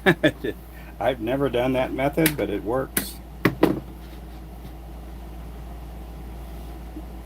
What's my opinion about got 2 hooks? I kind of like them. A lot of people like their different hooks and stuff, some people like, B&M poles. Some people like ACC. Some people like our rods, It's the same way with hooks. There's no one hook that stands out. I like using Mustad. Mustad's a great hook. It's a great company. I've used Eagle Claw. Eagle Claw hooks are great hooks too. We do sell some jig heads with Eagle Claw hooks on them, and so everybody has their own preference. No, I'm not going to do any more of that. No more edits. So don't ask again.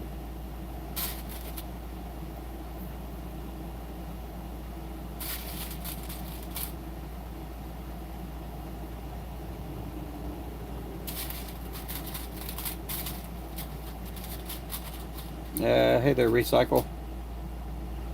Eagle Claw, Offset, 8 Keepers, or #1 in my book. Yep, everybody has their own preference, and there's nothing wrong with that.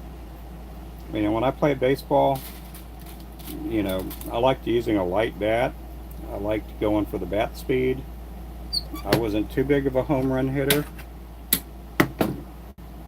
When I played softball, the same thing. I liked the light bat.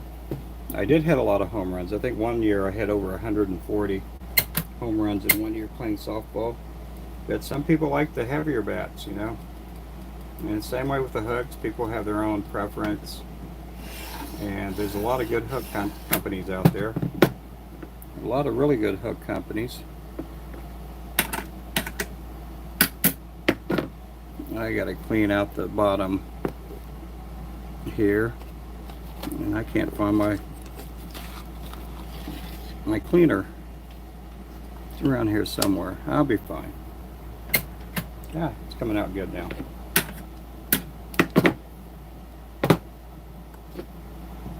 Yeah, I played softball with big old guys. Some of them dudes were hitting 200-300 home runs a year. Me, I was a base hitter. I liked just getting base hits.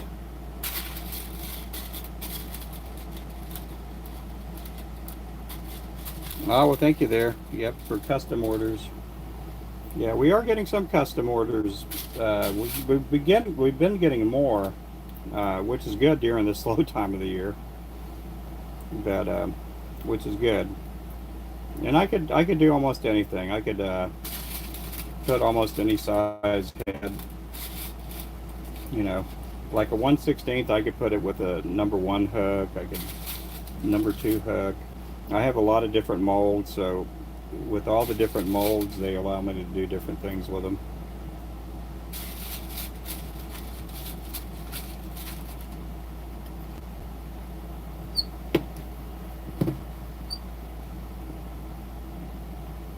Some people want, you know, a number 4 hook with a 1/8 ounce jig head. Some people want one of, like a couple weeks ago with Randy. He wanted a 1/80th ounce head with a, a 1/64th ounce head with a number 6 hook or something, number 8 hook. I can't remember. No, it was a 1/80th with the number 8 hook, I think.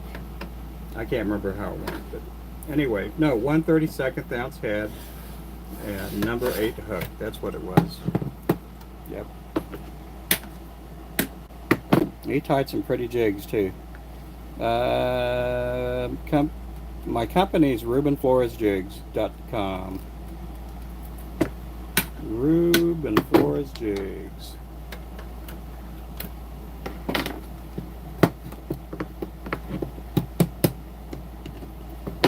Just like my profile. That's what I don't understand sometimes. People have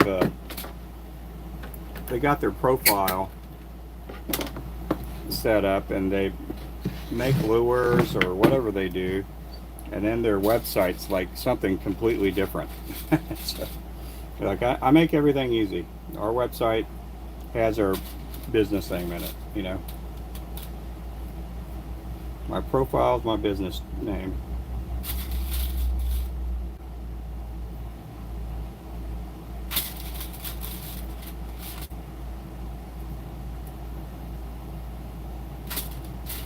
If you want custom this or that, you know, if you want like a 1/80th ounce mystery jig box, just order a 1/32nd ounce and let me know in the memo on the order that you're wanting 1/80th ounce, and I could do that for you on the mystery jig boxes. On anything else I can't do, you know. But if you want custom this or custom that, just send me a message through the website or an email with your contact info. And a lot of things have to take place over a phone because it's too hard to text back every single thing that, you know, is needed on a custom order.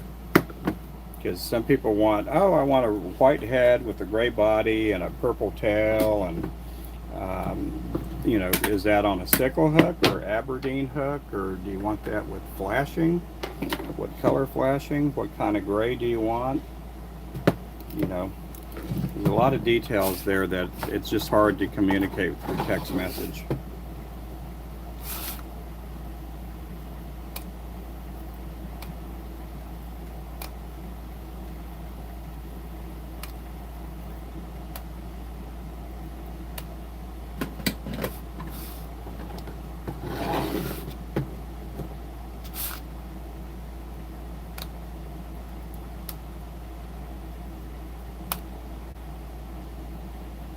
Welcome in, guys. Welcome in, new people.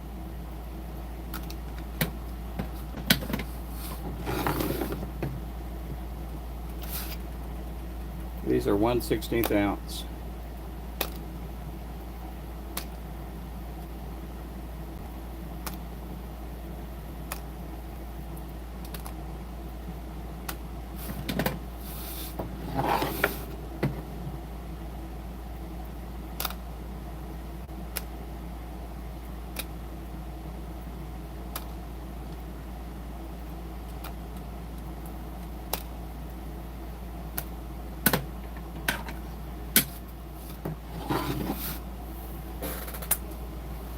I knew a guy years ago that, or a few years back, um, he would pour the heads and he would throw this piece away. It's like, you can remelt that. Oh, I didn't know you can remelt it. I'm like, yeah.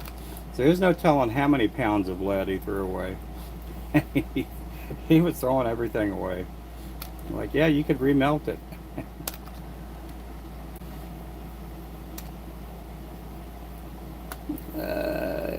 69 degrees. Yeah, man, that's nice weather there. I wish it would stay that way year round over here.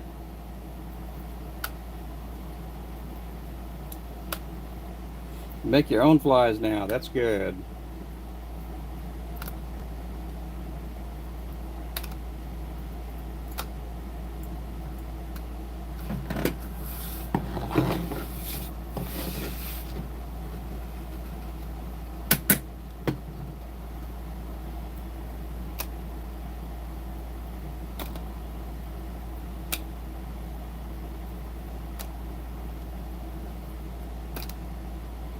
Welcome in, everybody. Thank you guys for coming in. Yeah, if this is your first time, make sure to throw down a like. Make sure to put the thumbs up. Make sure to tap it up a bunch of times. We got 77 likes in the house, guys. 77.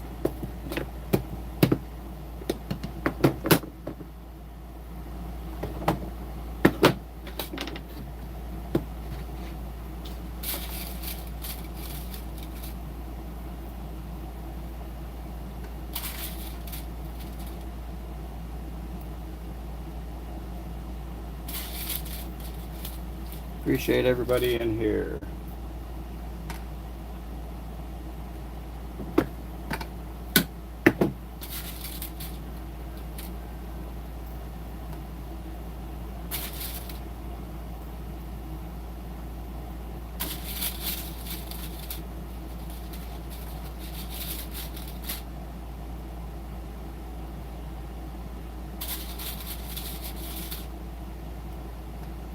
Hey there, fishing more. How's it going?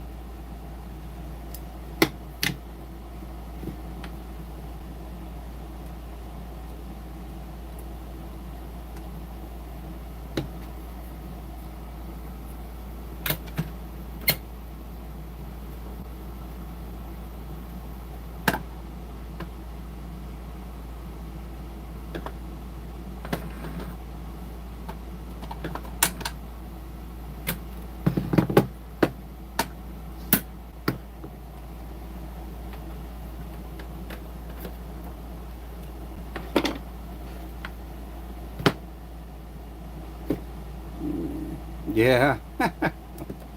Yeah, I'm glad you guys got cooler weather today. Yeah, you guys have been breaking all kinds of records over there.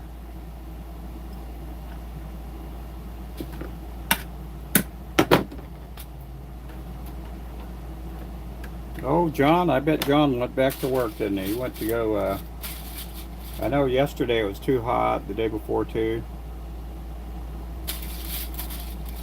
John's up there in New Jersey.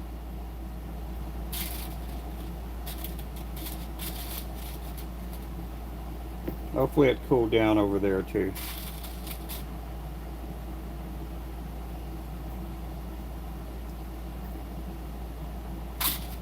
I'm just pouring up jig heads. Hey there, Jaden.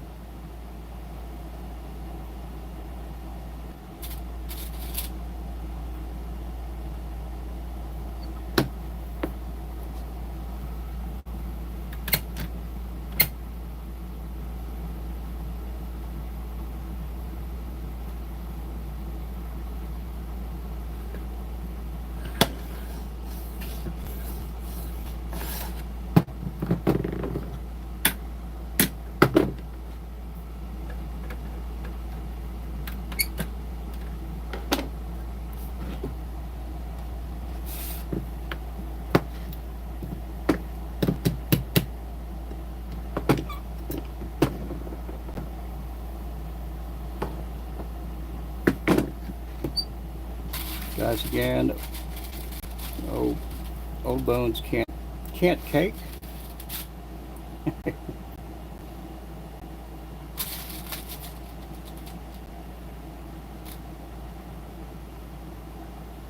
Yeah, you can't take the skin off. Well, I grew up in a butcher's household, so I imagine you could take the skin off. Recycle centers, salvage yards, scrap yards. That's where I get the lead from.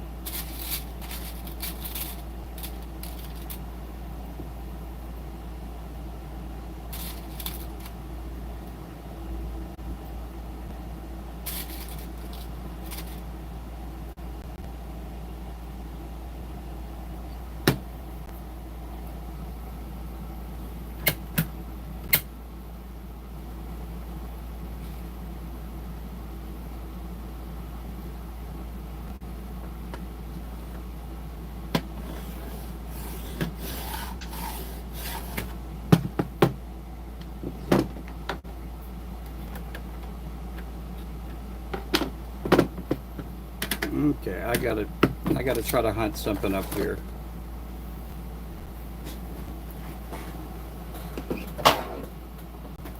Where did my little tool go?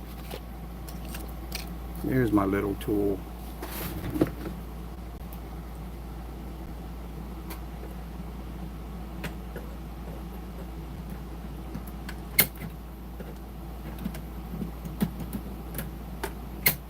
There we go. Back in business.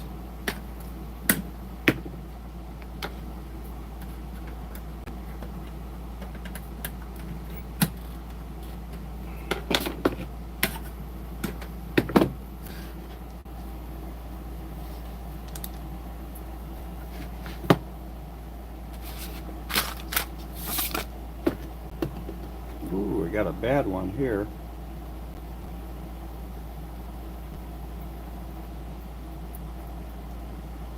There we go.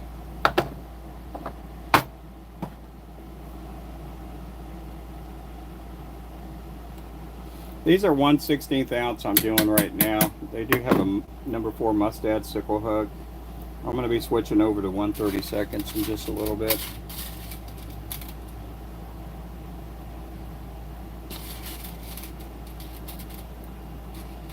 Vincenzo, welcome in, Vincenzo. Daniel, welcome in.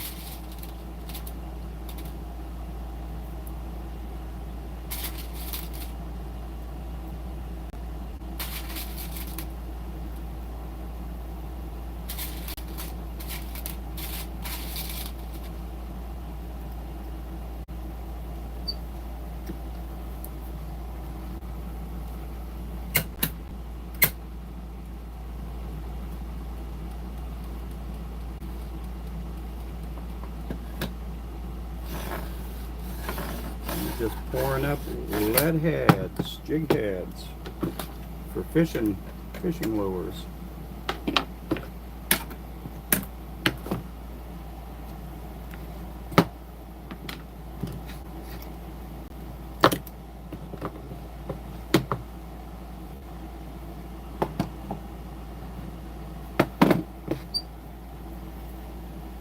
What time is it now?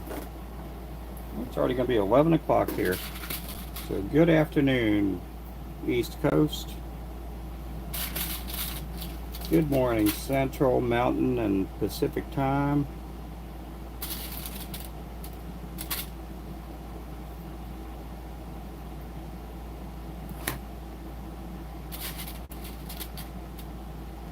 What is the screw adjustment for? It opens up and it allows the oh, hang on.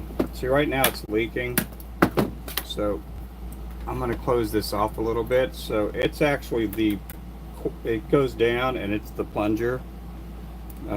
It's the plunger that lifts up and down and plugs up the little hole. The pot that I'm using right now is a couple years old. It's probably about 3 or 4 years old.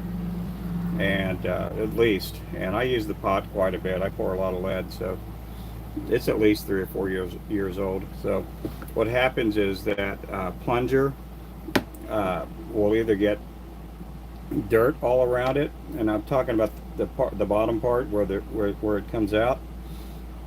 So a lot of times I'll take this and tighten it up a little bit.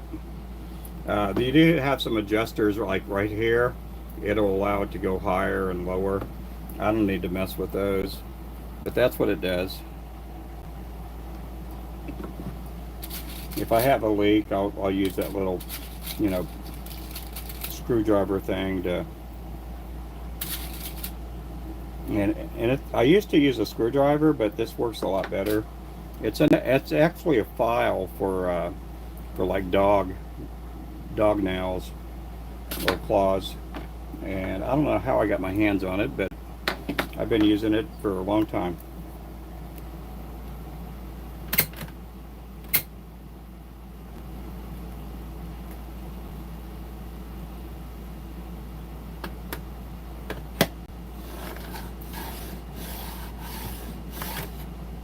Somebody's here. Is that my wife? Yeah, my wife's here. Or my daughter. I guess swim lessons are over.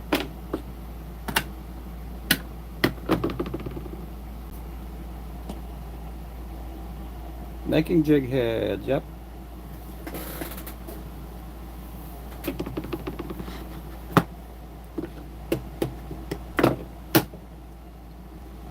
You already see one bad one over there. Normally I get all 7 cavities pretty good.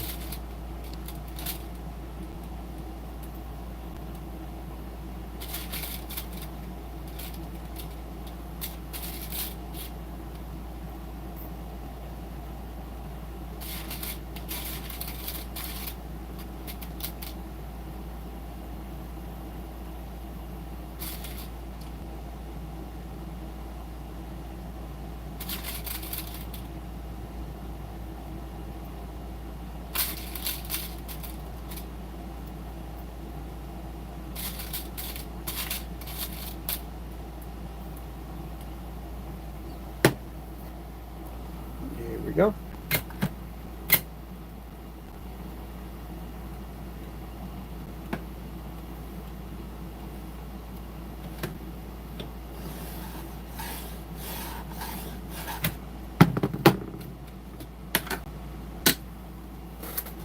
Normally, if I'm not pouring on a live stream, everything's more close up to the nozzle. But for the sake of, you know, letting people get to see the lead go down, you know, a lot of times I'll hold it away from the spout. I don't do that on every mold, but on this mold, you know, it pours pretty easy.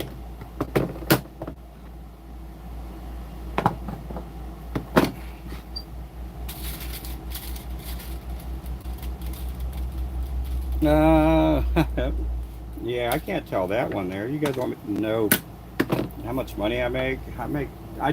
Some years I make really good money, but you know, some years we average I don't know, 150 to 200,000 in sales. Now that's not how much I make. You know, what I make is a lot less than that. But and some years we do 100,000 a year in business, but you know, I don't get to keep all that.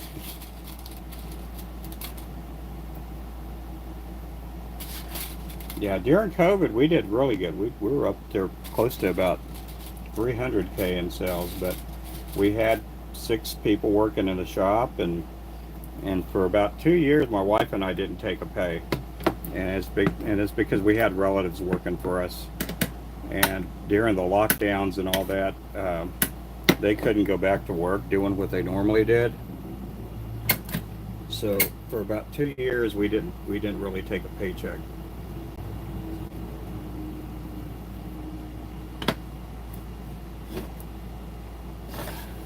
But so yeah, during COVID, a lot of these tackle stores couldn't get lures. A lot of the vendors that sell materials couldn't make materials or import them. And so I was very fortunate that I had a lot of inventory on materials, and we were able to keep a lot of our family and friends working and kept them paid up, you know.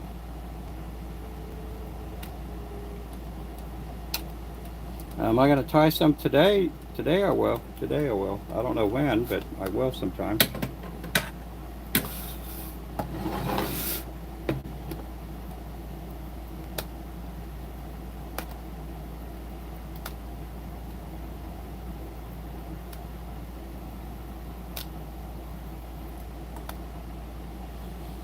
Yeah, a lot of money goes into inventory, you know, for hooks and chenille and threads and all that kind of stuff. And sometimes, you know, you just don't make a lot, you know. I'd like to say I made a lot of money a year, but the business does okay, you know. It's not some get rich quick or, you know, anything like that by any means.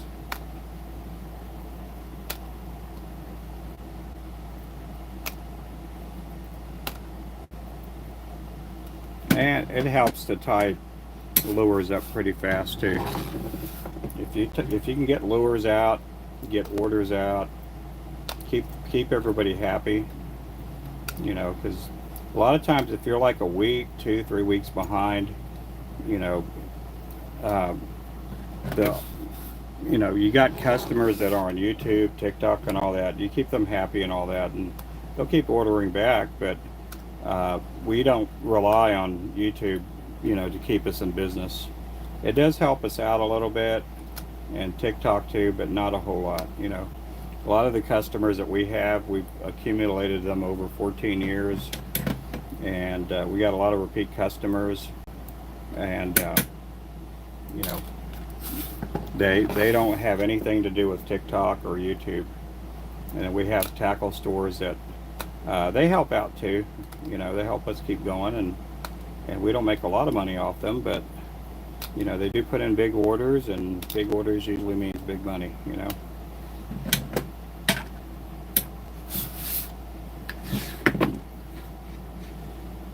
Yep, a lot of work, a lot of work. And if you're a small business like me, it's, you know, right now it's basically my wife and I that work for the company. And again, there's good months and bad months. Right now we're heading into, you know, we're basically in the midst of the slow time of year. So it pays off to, you know, business-wise, to put money back, save money, stuff like that, you know.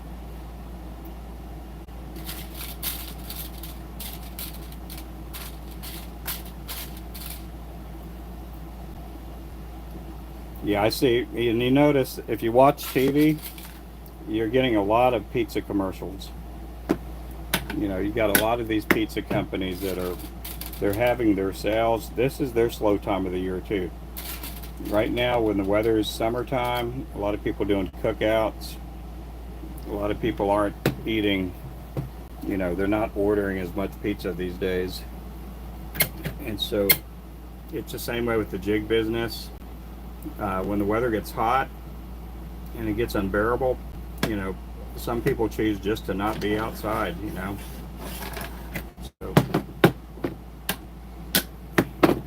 you do have slow times of the year. My nephew, oh yeah, 74 years old. Oh my goodness. I think my mother-in-law is 77, and she gets around good. Okay, coffee break time.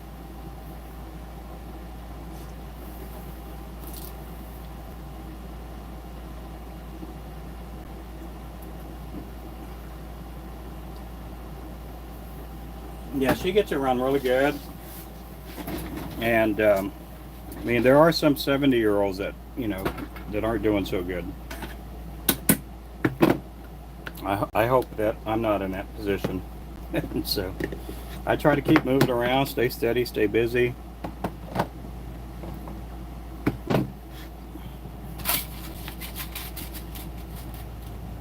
Don't get the coffee makers confused. Yeah.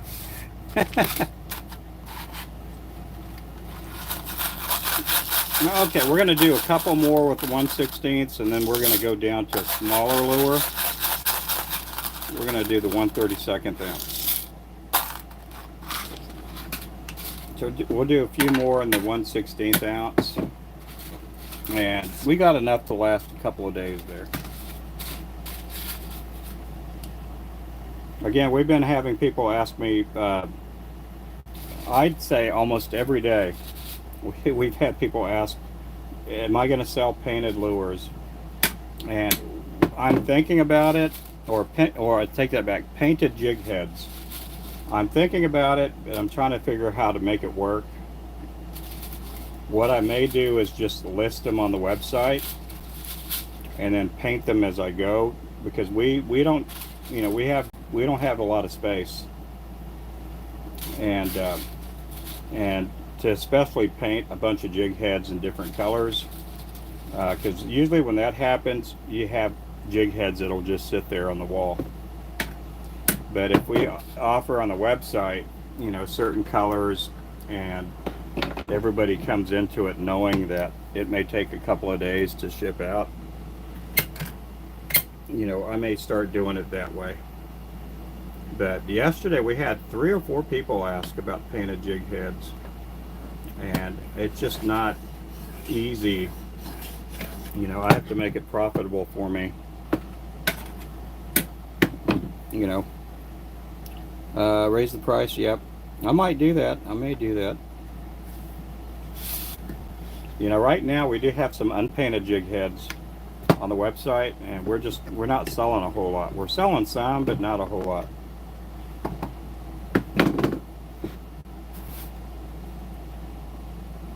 But some of the people want the sickle hooks, and they want them painted up. So I may just list them on the website and then paint them as I need them. And right now we're in the slow time of the year, so I'm trying to find ways to generate some revenue.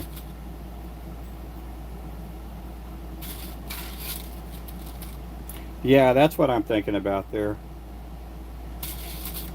It's just hard. Some of these people are very persistent, and some of them are on YouTube, some of them are on TikTok, and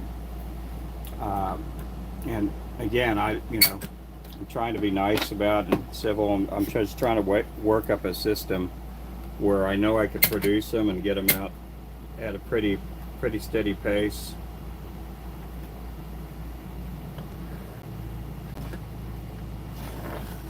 But then there's some people that want a purple and pink jig head, and so I may have to, I don't know what I can do, but I'll see what I can do.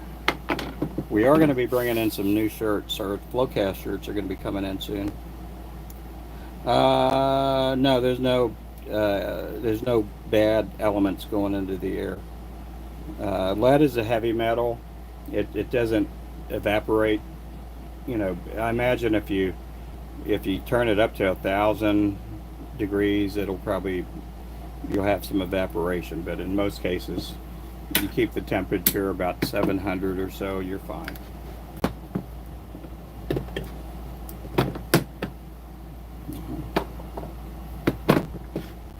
Yeah, we had a few years back, we had somebody call the authorities on us. They're like, we don't see anything wrong.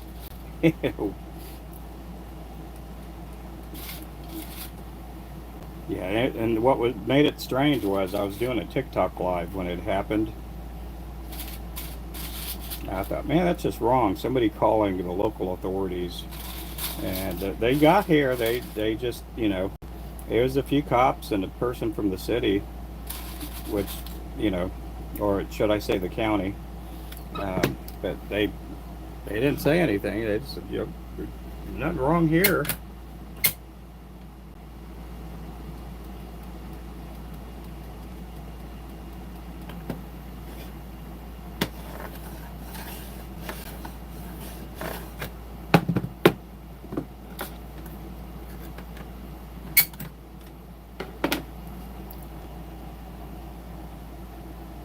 Making them by order would be work if there isn't.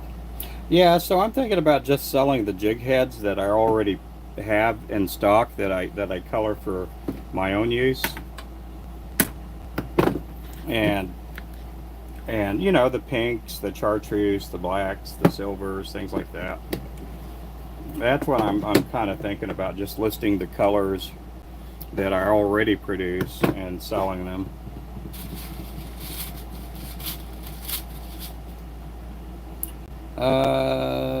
Cool. Cool the dye in the water. What is that there? What are you trying to say? Can I cool these off in water? Yeah, I can. I could cool them off in water. Yeah.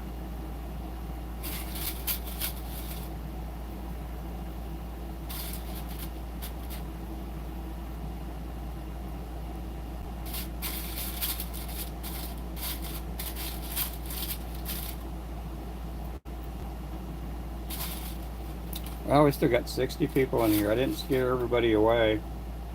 I got 86 likes. I got 86 likes. We're only 14 away from 100.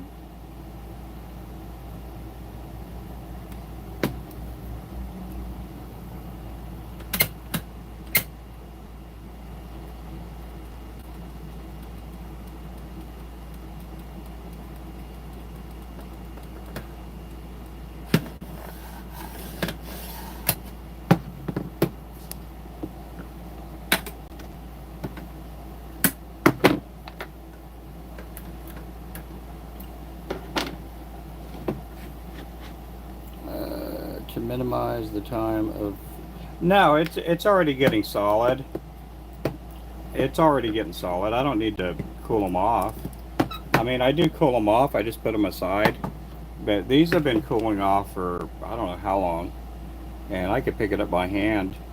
You know, and it's only been there for maybe 5 minutes, if that. You know, so it's, you know, I do let them sit off because they do break off easier when they're cooled off a little bit. But no, to put them in water or anything like that, I don't want to do that. Yeah, and if you dip this whole thing in water, you can't put it back in the pot because water and hot lead don't mix. Water and hot lead, it'll pop and sizzle. We don't need any pop and sizzle in here.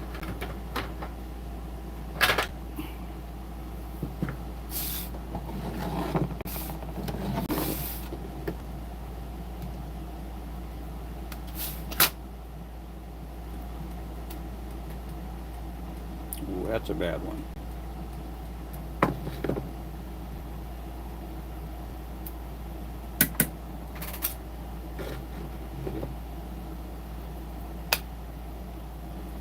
Okay, we're going to get ready to go to a different size now. We're going to do the 1/32 ounce. I think I'm going to do the gold hooks. We've been using those gold hooks for the swirl tail and the kip tail jigs.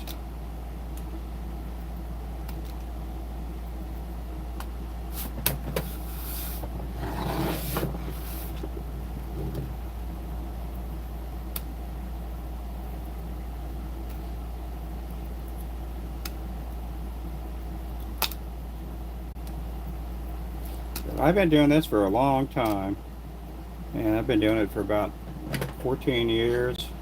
Now I've only been pouring lead for about maybe 13 years, 13 and a half years. I used to buy my jig heads from a old fella down the road, and he was already in his 70s when I was buying jig heads from him, and he's old military vet guy, super great guy. He's always been nice to me. He's been grouchy to people that I knew that also made lures, but he was always nice to me. And a lot of times I would trade him tamales because I was still making tamales back then, and I would trade him a dozen tamales, and he'd give me like 100 hooks, 100 jig heads, and so we became friends over time. It's just always a nice guy, but I knew early on that I better learn how to pour lead because, again, he's in his mid-70s back then, and there's no telling one day I'm going to go knock on the door and he's not going to be there. And so, you know, I got it in me to where I'm like, I better learn how to do it again, because Mr. Riley may not be, there's no telling, he may pass away one day. And so, but and on top of that too, I thought, well, I want to experiment with different sizes of jigs, different hooks, things like that. And so, with that being said, you know, just gave me, you know, a big reason to start, you know, kind of branching out and doing some other stuff. Okay, that there's a powder I just put on here. It's a talc powder. It helps the lead flow faster. So I don't need to heat up the jig head. That's star dusted. Hey there, buddy. These are the 1/32 ounce with gold hooks.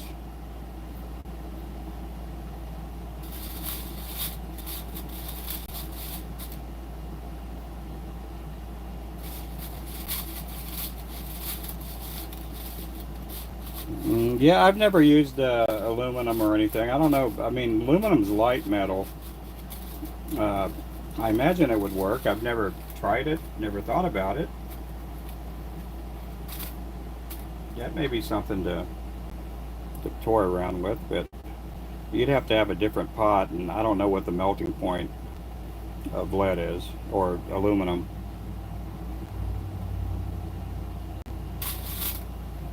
But aluminum's light.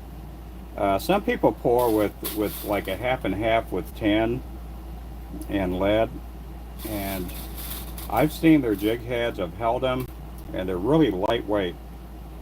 I think that would be good for like fly fishing or something, but as far as trying to get your lure down faster, I don't think it's profitable, I guess, or something that I'd want to do.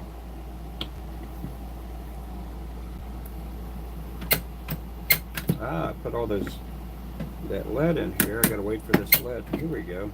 Got it clogged up there for a second.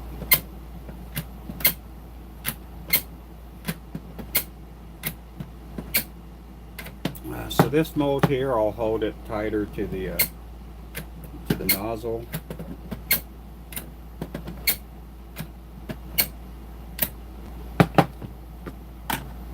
Okay, let's see how many of these poured out. Every single one came out good. Nope, we had one miss.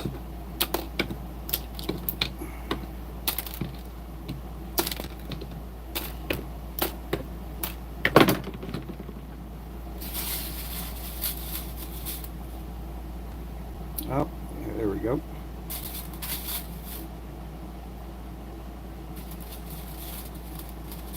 So these here are for the squirrel tail, and this is a number 6 mustad hook.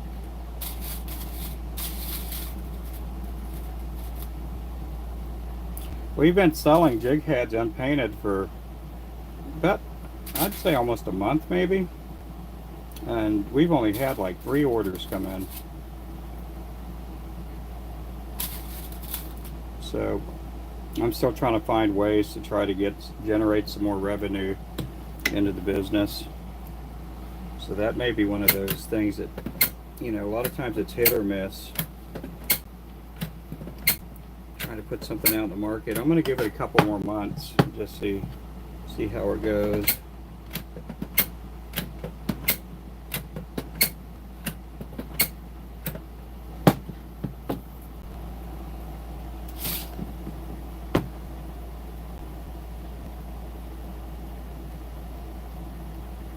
Yeah, if it worked, there'd be more people selling it.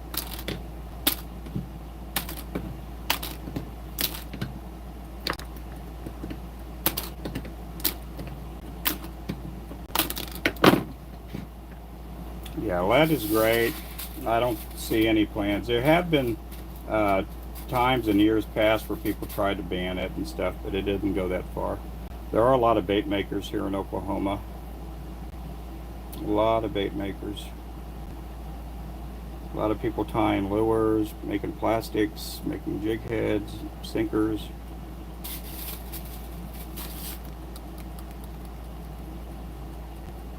You imagine going fishing with a tungsten sinker? Yeah, you'd be losing a lot of money there. And so there are, in Oklahoma, there are advocates for people that pour lead. I've never been approached or anything like that, but there are some people out there that, or I guess you want to call them lobbyists or whatever.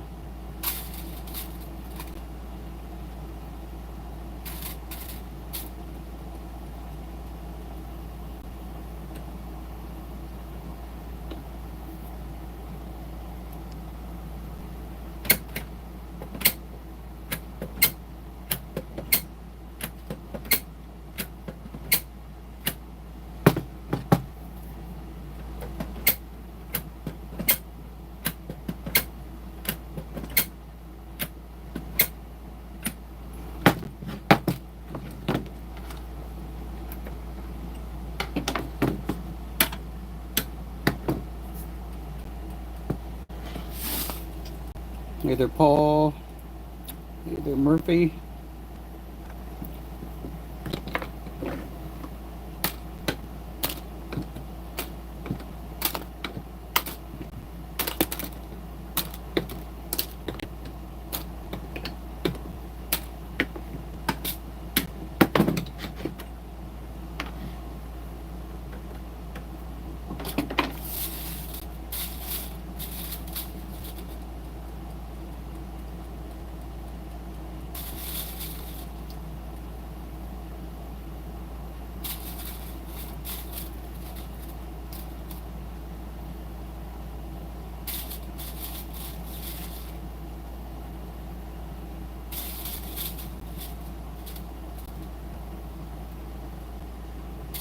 Guys, again, thanks for coming in. Yeah, that would be expensive. Yep. Oh, man. What happened there, Richard? Was he being naughty? Was he being mean in the channel?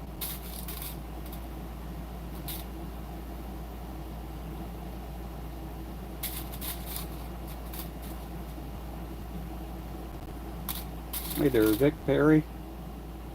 Let's all come back in under a different account.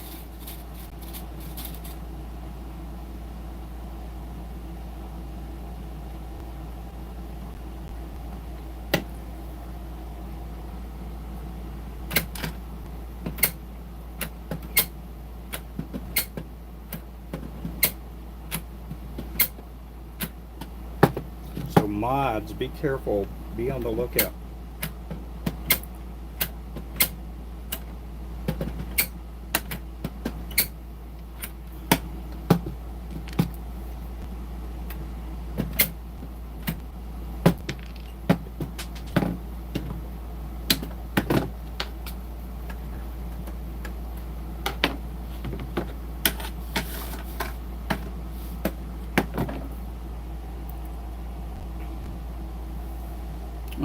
Yeah, people get that way.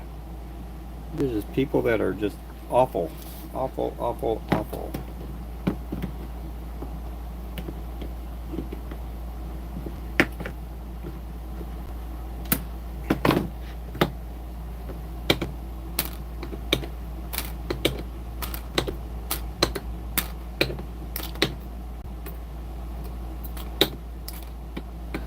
Okay, these are the gold heads that I'm working on here. I'm going to break some of these off here in just a bit. And we've been using these on the squirrel tail and kip tail jigs.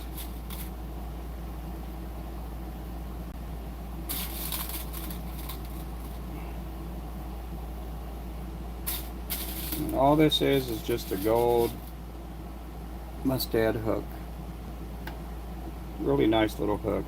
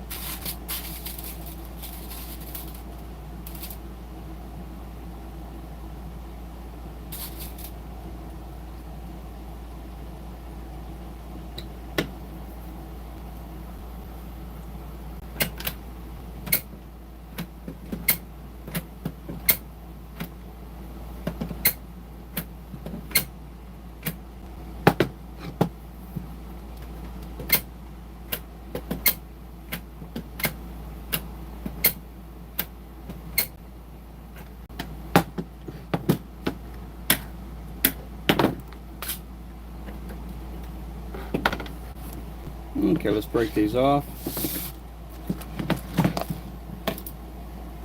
Well, where did the other gold hooks go?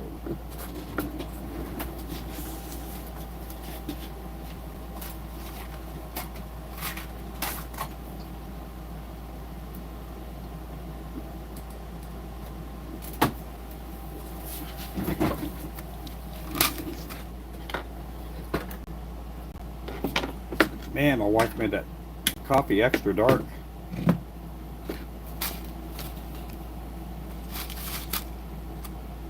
Pretty strong today. Okay, that's what that looks like. That'll get cleaned off a little bit, and it'll get painted up. And then we'll put some squirrel tail on there.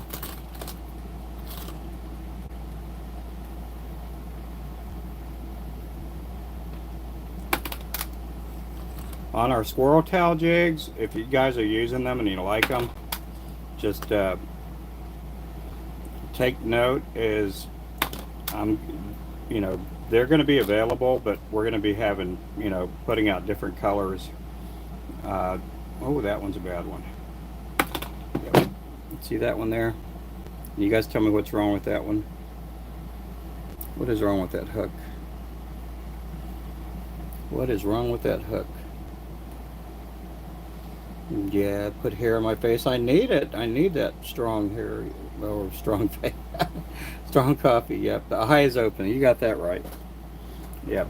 So yep.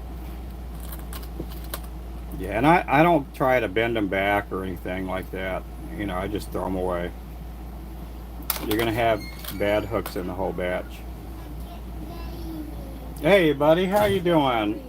Here, let me get away from this part here. You get ready to leave? Can I give you a kiss? Yeah. And I have to go to China with Mommy Goofy. He's going to Chick-fil-A with his mommy's school friends. Oh, the school friends? You're going to get to see them? Do you know some of them already? And you're going to Chick-fil-A? Yeah. Okay. And I'm going to eat with them. Oh, you make sure to bite a nugget for me, okay? See, this is for my papa.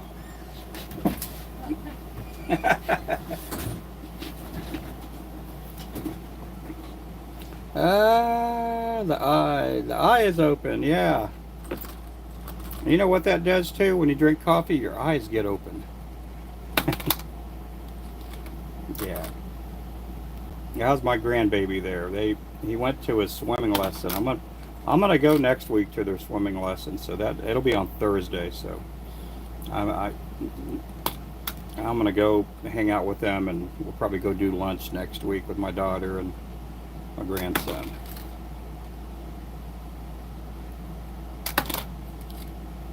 But his mom's a teacher.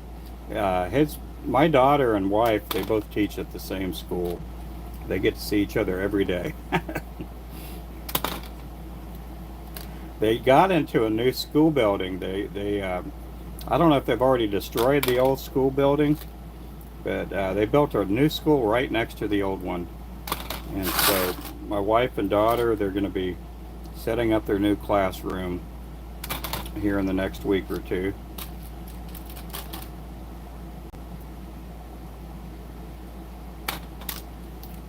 Helps great. Yeah. I'm blessed that I get around. Oh yeah. Well, that's good, man. I hope we're doing good, man. Hey there, Catfish Slayer. Yeah, so these are the ones with the gold hooks.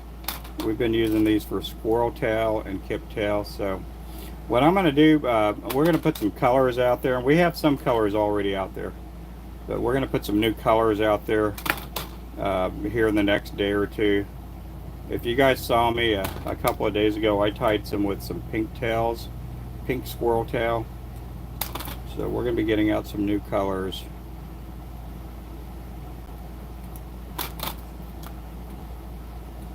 I do like tying the squirrel tail. They're easy to me. I know, again, when you tie different material, you know, in some cases I find some material a little hard to tie, and then some easy. And so I do like tying the squirrel tail ones. The kip tail's a little bit more challenging, and that's the calf tail.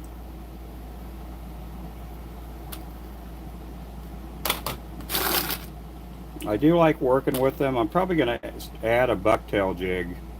Another one, we do have one with a spinner right now with a bucktail and an underspin, but I'm probably going to tie some bucktail jigs here soon and get maybe a couple of colors on the website.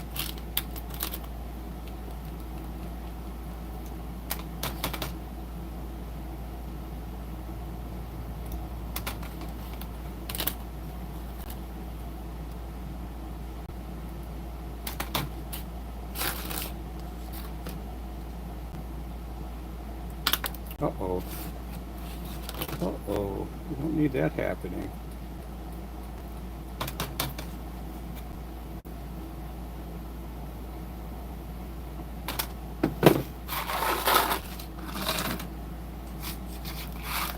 Man, those look so pretty with the gold hooks on there.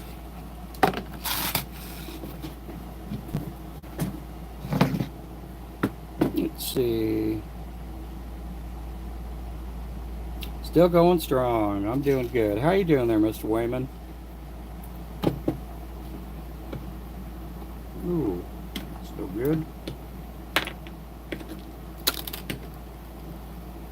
That one's no good too.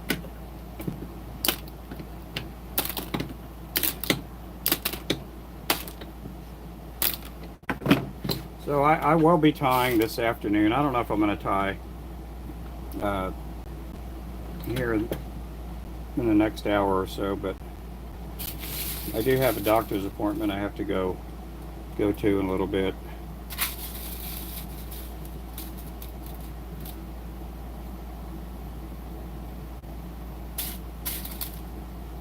Oh, another bad hook. Look at that. How do they expect me to work with that? I'm gonna go talk to. I'm gonna send those back, and man, I want my 2 cents.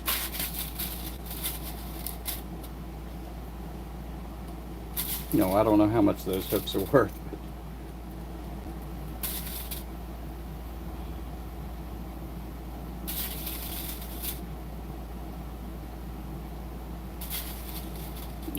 Why do you not like twist that part off?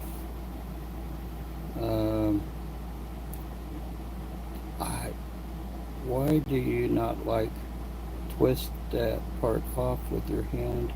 I twist it with my hands. I mean, I have the pliers. I just like using the pliers, I guess. I don't know. Are you talking like doing it like this? I don't know. I mean, I could do it like that, but I find it more where I grip it like that a lot better. And then I can put that piece in there or wherever. Yeah, I don't know. I never thought of that. I'm gonna have to think about that a little more deeper.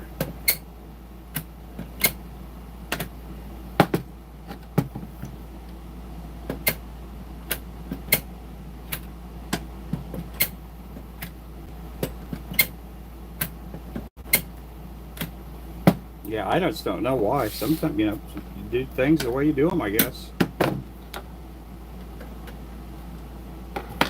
Oh, sorry about that.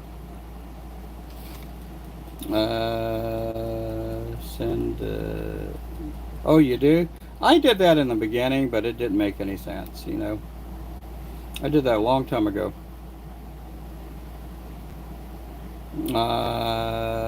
For being like that. No, Nick.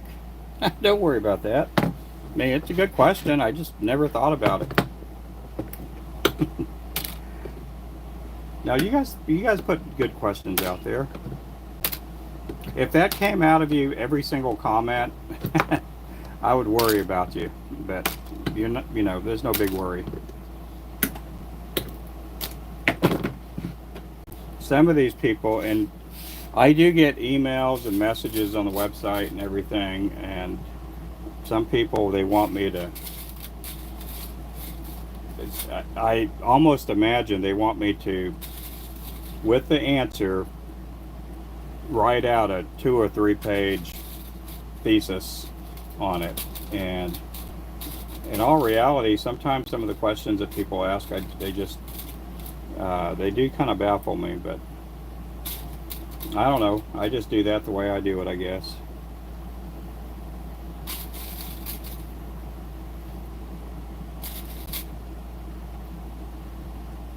I did get an email telling me that, and I can't remember, but it was to the extent of, oh, Ruben, you said lead melts at 612 degrees. Don't you know that it's at 611 and a half degrees? And on the email, it was basically them, and they typed like 2 or 3 paragraphs that I have no business doing what I'm doing. I'm not real knowledgeable, and that if I do want to be, you know, in the upper echelon or the upper tier of bait makers, I need to know the exacts to everything.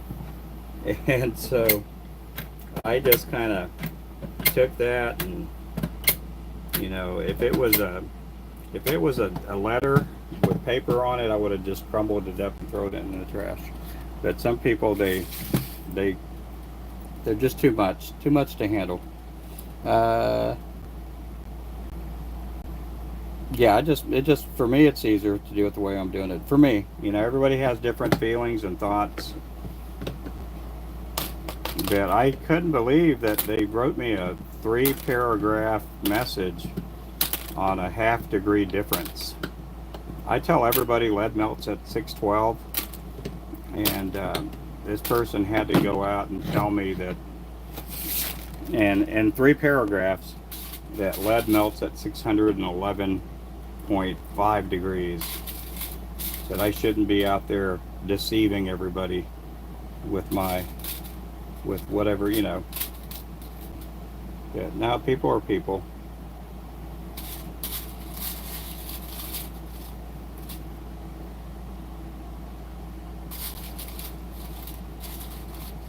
New jigs today. Oh, well, thank you. Yep.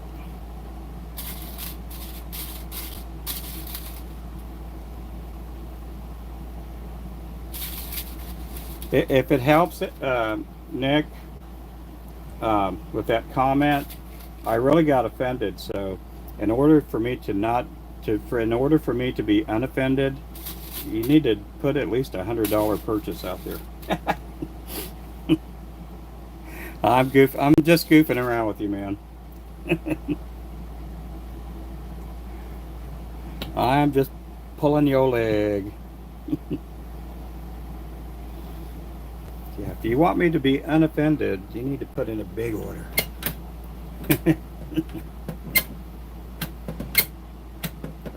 Sometimes I just look at myself and go, why?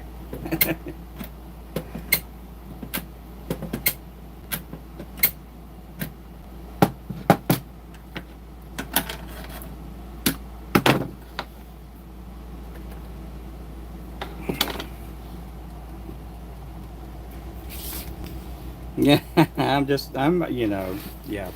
Yeah.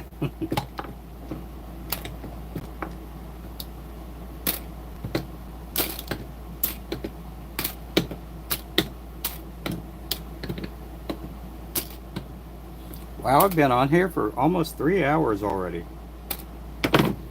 I cannot believe that. 3 hours, and I have almost 100 likes up there. This one here is a size 6. Size 6. It's an Aberdeen hook, and we do sell the number 6 hook on a 32nd on an unpainted jig head, and it's just the regular, you know, eagle claw round hook. These here, I had a bunch of these.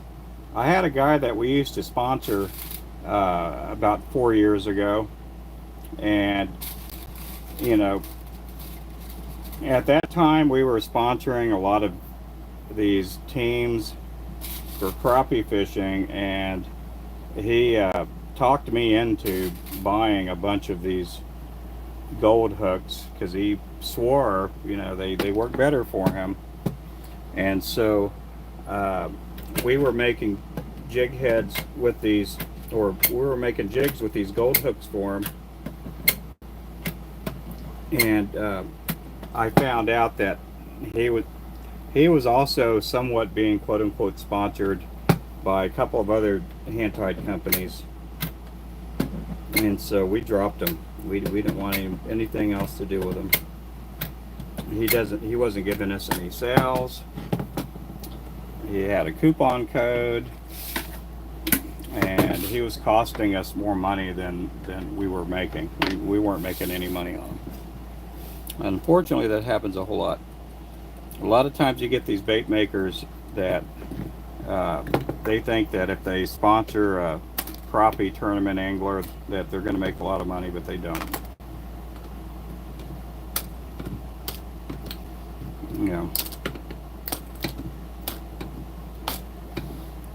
That's one of the reasons we don't really sponsor hardly any teams. We sponsored one team this year, but I'm not expecting any sales off of it, and we don't give that person a whole lot. They do mention us quite a bit, but they, you know, they're a team. They're an upstart team. They're trying to get all the you know, sponsorship they can get, but we just don't. We've never had any success with sponsoring teams.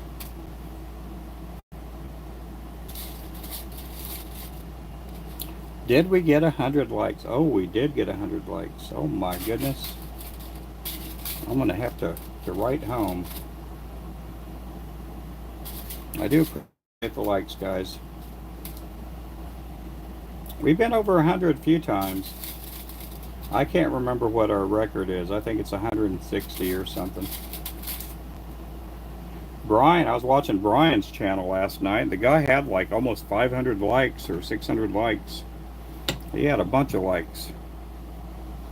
But he gets a lot of people in his channel late at night.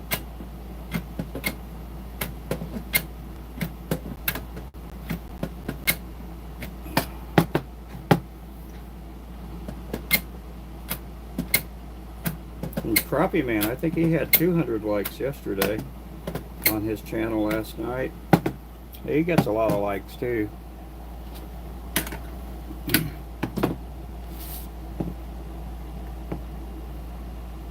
Yeah, thank you guys for throwing out the likes, and thank you guys for encouraging other people to put the likes out there.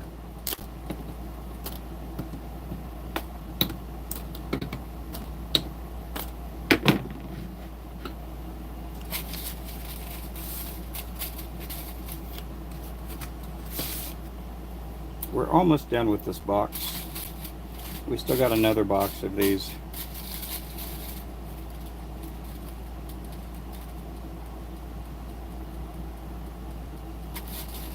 So Ernest, how long have you been making lures? I know you've been making lures too. Ah, Stardust is leaving. We'll see you later, Stardust.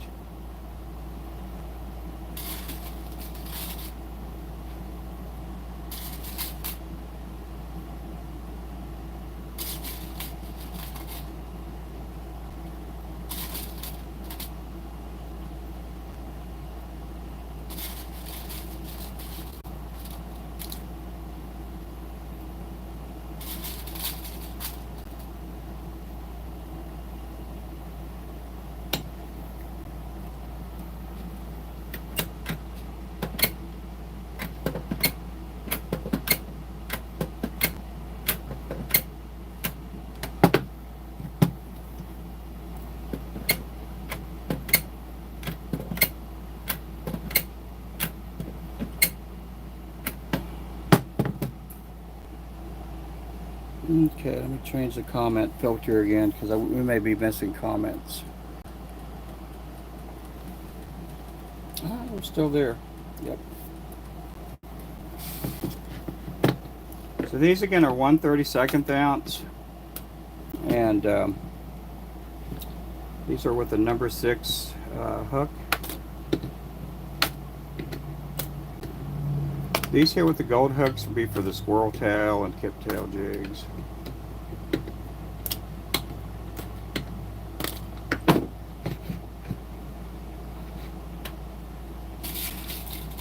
Let's see, I've been watching in silence. I'll try to. Oh, you're fine, Burke.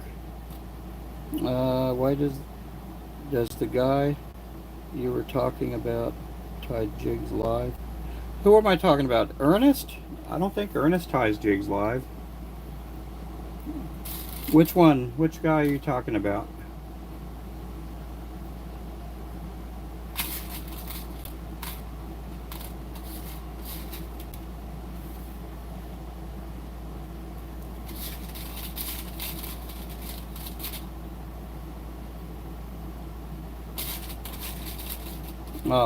Brian. Yeah, Brian ties flies.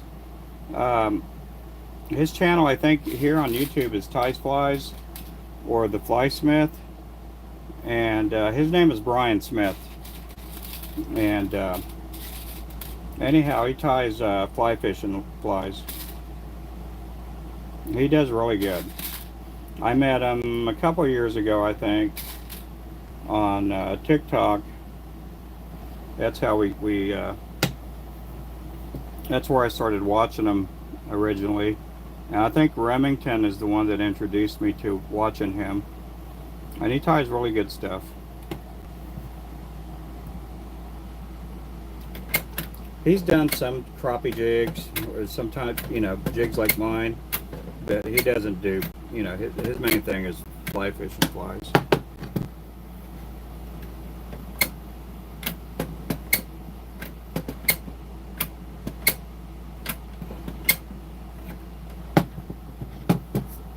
He's extremely good. He's really good at what he does. Hey there, D's.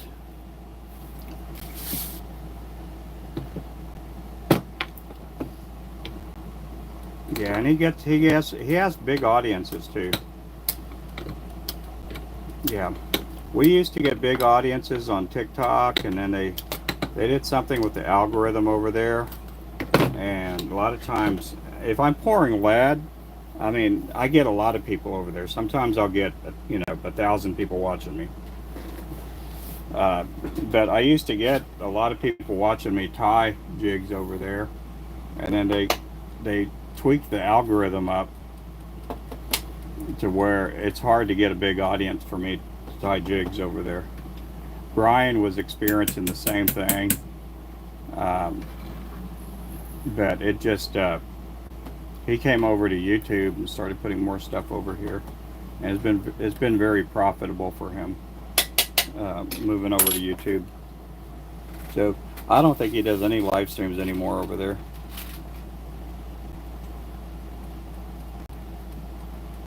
Okay, I'll catch you later, Richard. I hope you have a great day. But that's all he does is flies for the most part. He does do some fishing, and I think I've seen him on one live stream fish, and he does go fishing sometimes. I think some people think because the person ties really good flies or jigs or whatever, that person's an extremely good fisherman, and I'm not in that category of being a good fisherman. I make really good baits, and same way with Brian. He goes out fishing. He loves fishing. He's just really good at making lures.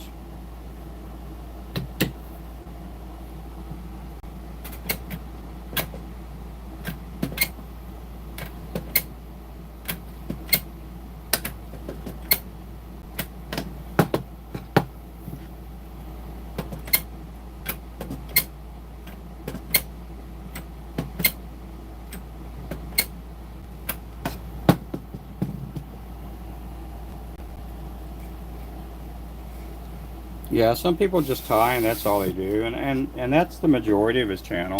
sometimes he'll put videos out there of him fishing or whatever, but you know, and like in my case, I go crappie fishing. A lot of times where I get a lot of crappie at, I don't get a good signal, and so it just doesn't make sense for me to go on a live stream where I'm going to be buffering the whole time. And I do catch a lot of crappie. I just, you know, sometimes I don't. Sometimes I just catch a few crappie. And I do know that people like watching me catfish a lot better, or a lot more. We do have a really good catfishing lake. But people will come on the channel and they're like, "Man, you make lures. Why are you catfishing?" And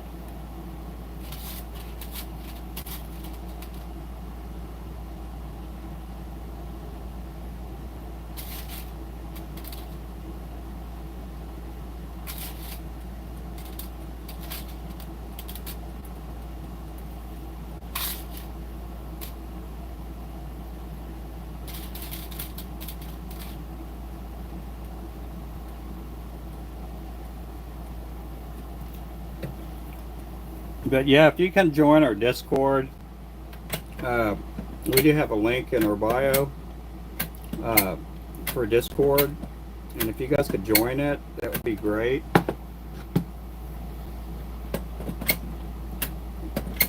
That way we can send messages back and forth to each other. Also follow me on Facebook too.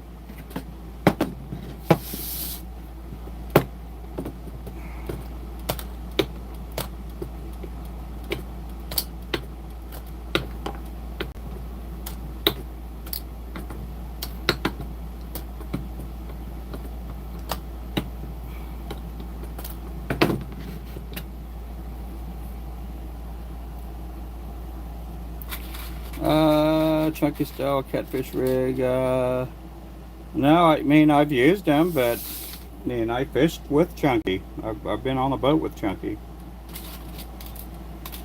You know, we used to make the sinkers, not for him, but we used to do a collaboration on selling sinkers, glow in the dark sinkers.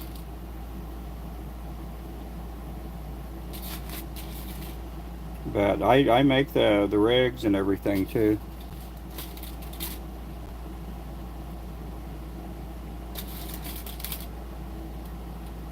But all it is a Santee Cooper rig. I mean, there's nothing super special about it.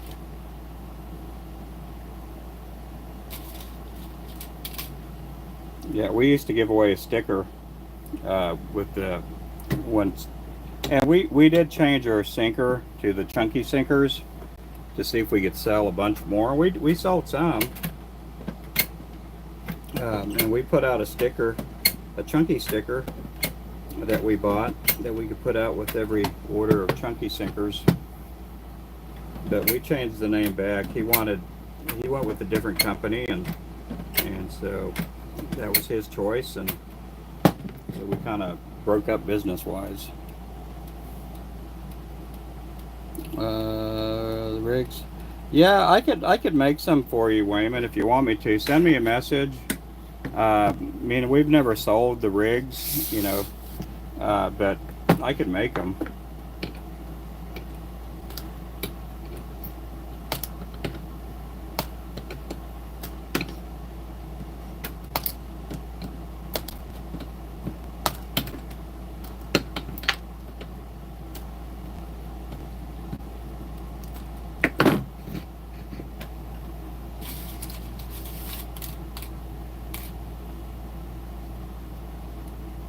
But yeah, I'll use what, you know. But I make a whole lot of the rigs with just the peg floats, and those work just great. You know, some people like the rattles, but and you know, we have really good hooks too, so.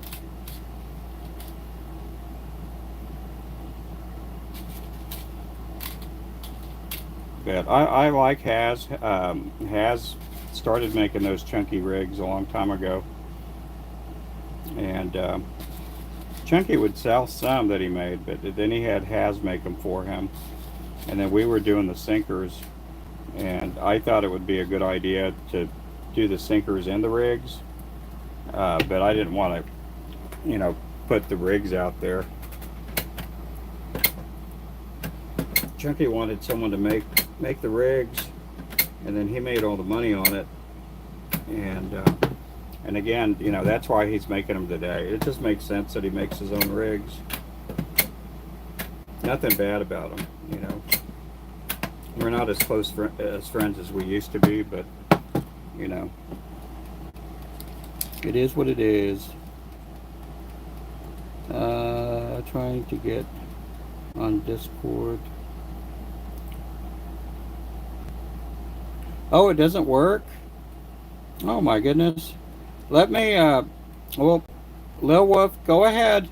Go to our website, get my phone number, and send me a message, and let me know it's you. And what I can do is I can see if I can copy it from our Discord, and I'll just send the link to you through via a text message. We can do that. Are you part of Brian's Discord? If you are part of Brian's Discord, we may be able to communicate that way too.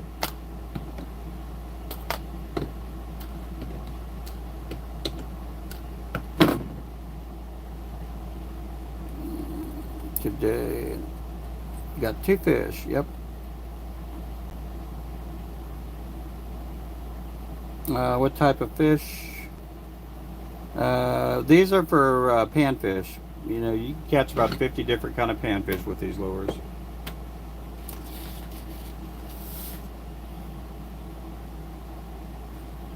Yeah, these are mainly, I started making these years ago for crappie, and we started selling them, and as I was putting together a business name, I chose to stay away from the name crappie in the name. I kept the silhouette, the crappie silhouette, but we didn't want to call them Crappie Jig Company, because we didn't want to be just limited to just people that fish for crappie, because you can catch perch and all kinds of fish with these lures.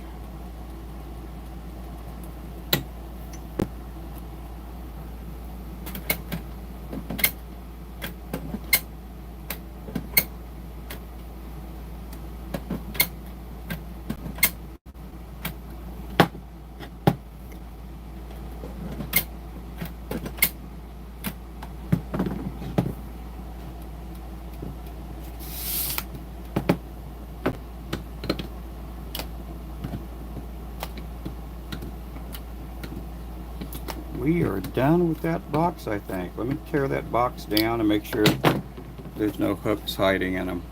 If you ever do buy boxes like this, always peel the box back, because there could always be a hook or two in one of the cracks. Sometimes they slide behind here. And I am all out of hooks on this one here, so we can throw that box away. Oh, okay, I'll see if I could find you in there on his Discord, and maybe I can do something that way. Yeah, I'll see if I could find you on Brian's Discord channel, and maybe we can do something. You can join our Discord. So I know this last week we grew a little bit. I don't know if you can just find me in Discord. Can you do a search on Discord and just find Ruben Flores Jigs on there? I don't know if it works that way. I'm still learning how to work the Discord.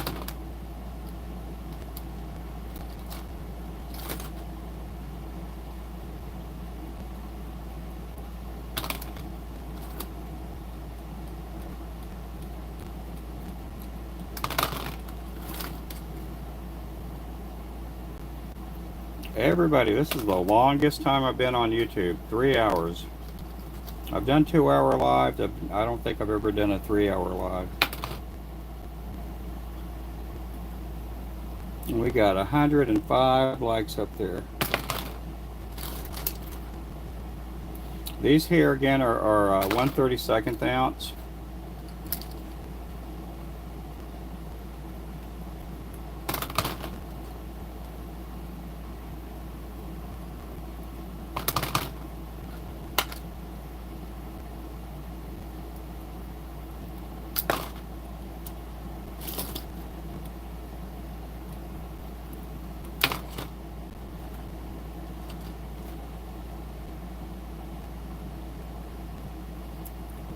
What time is it? It should be noontime already.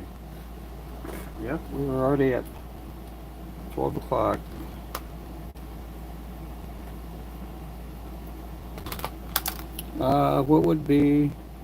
What would you call the part of the top of the weight? The jig head? Lure head? Oh, you did join Discord, Wayman?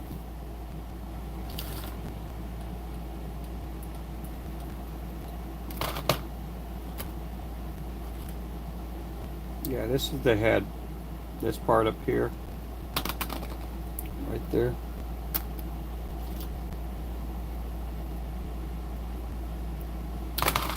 Let's call it a jig head.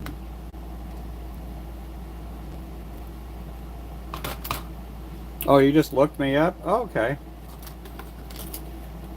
Yeah, I didn't know how that worked, you know.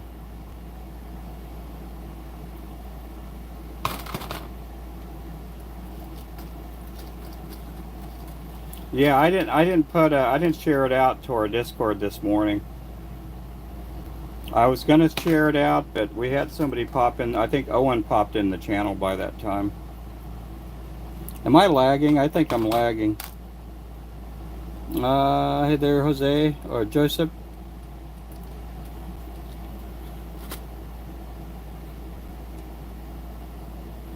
Yeah, I think I'm lagging because our numbers are going like crazy. We were down to 15 people, then it skipped up to 19.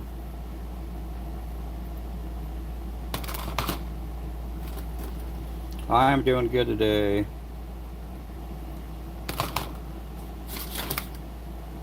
I've just been pouring jig heads all morning.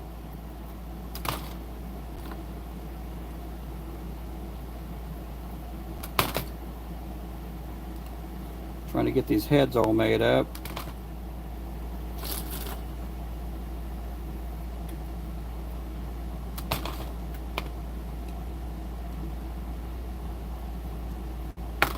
Hey there, Jay.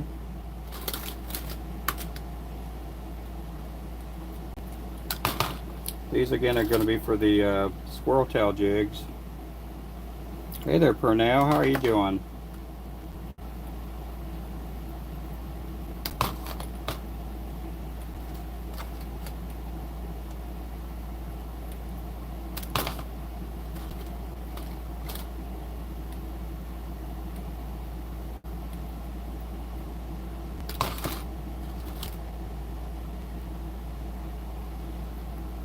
Okay, we're going to do something a little bit. Let's go back up here.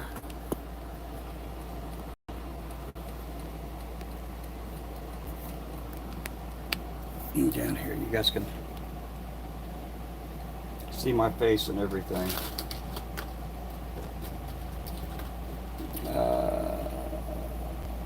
Yeah, I need to go get some food. I am thinking of taking a break here in a little bit. Yeah, I didn't really even eat a breakfast. I ate a little bit, but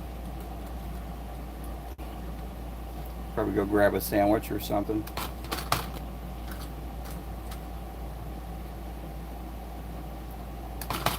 Right now I'm breaking off these heads here. If you're just bouncing in. Oh, well, thank you there, Wayman. Appreciate you, man. Yeah, the longest live show on YouTube so far. Yeah, appreciate that. Throw out some W's for him. Let me get that captured there, so I don't forget.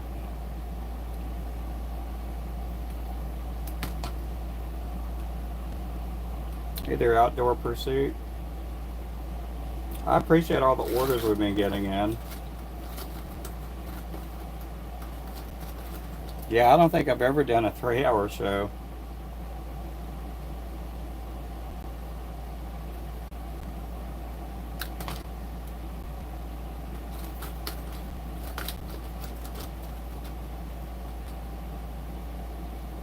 A lot of heads here.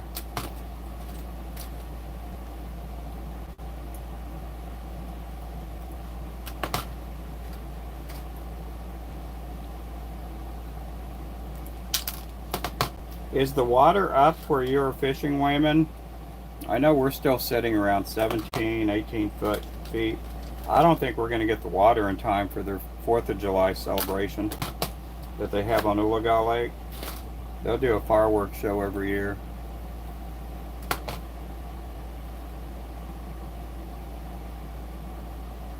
Hey there, Owen. How's it going there?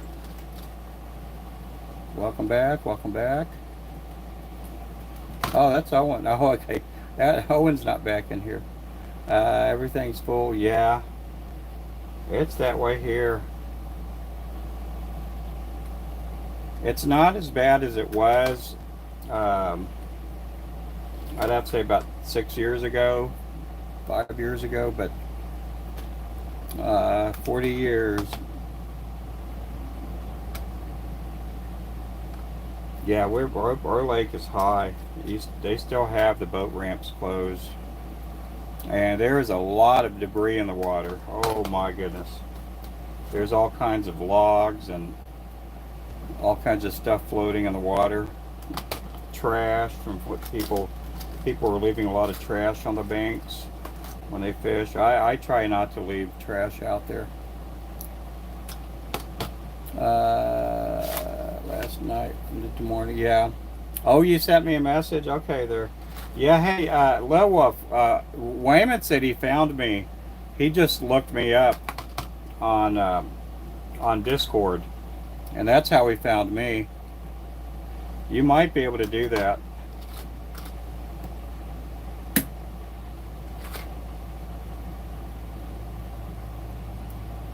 I appreciate that. Thank you. Oh, you changed your profile name, didn't you? Or your picture, didn't you? Yeah, you changed your profile picture.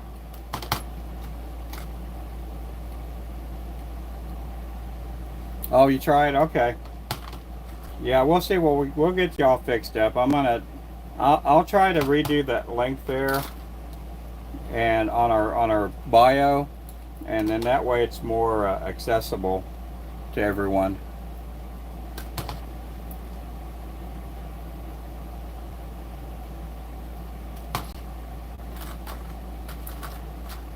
Because that would help us out quite a bit if people could just go to our bio and click on the link there. If it's not working for you, you know, it's probably not working for a lot of people.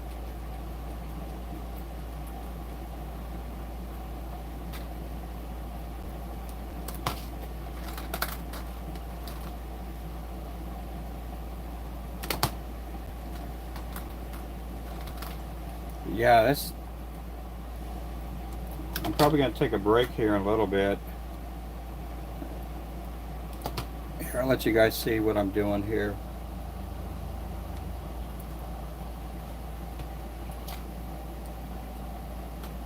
I'm just breaking off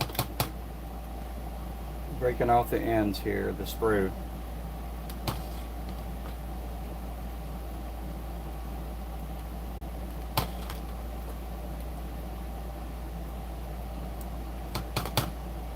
Why are you snapping the heads off? I'm not snapping the heads off. It's not the head. Just snapping off the sprue. See, the head's still there.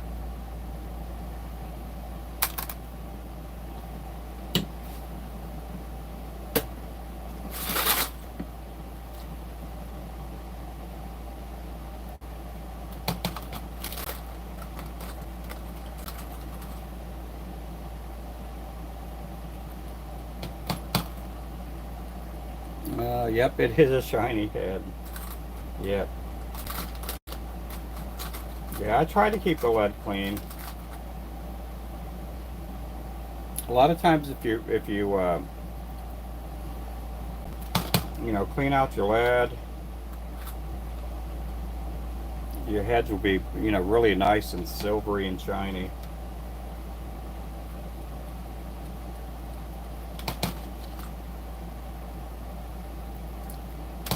And I try to flux out the pots, you know, at least once a week.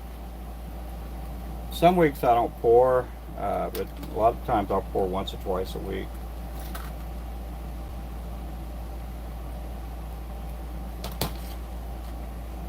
These here again are 1/32 ounce.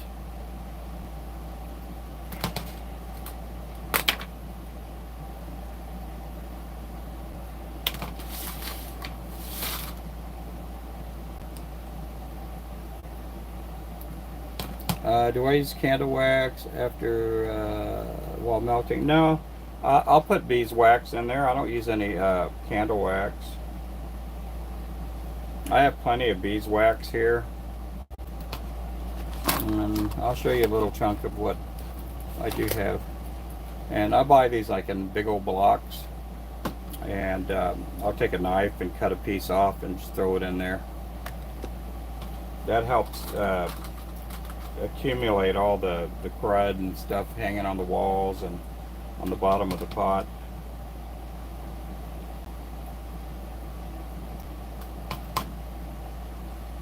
Do I find any difference? Difference in what? So a lot of times I'll use beeswax. Sometimes I'll just put paper in there too. That also fluxes out.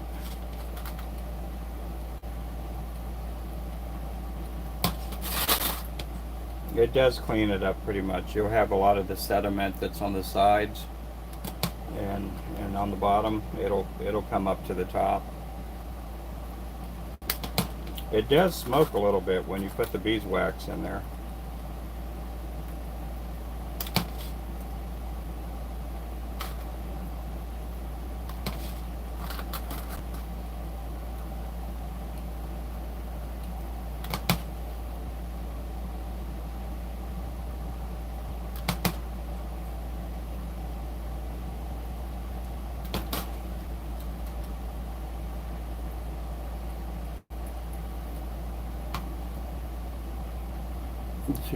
I've never put candle wax in there, so I wouldn't know the difference. Yeah, I've never used candle wax.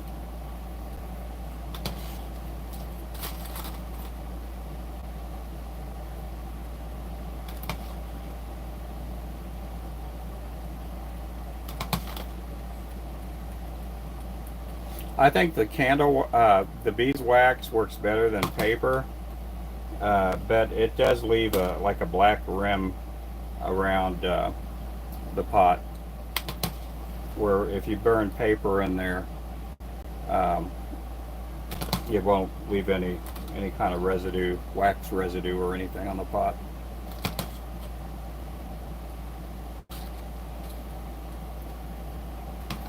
Well, thank you.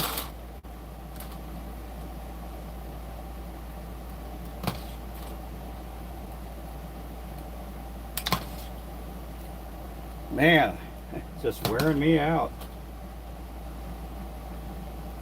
Not to you guys. I'm talking about just pouring lead and just doing the same process over and over.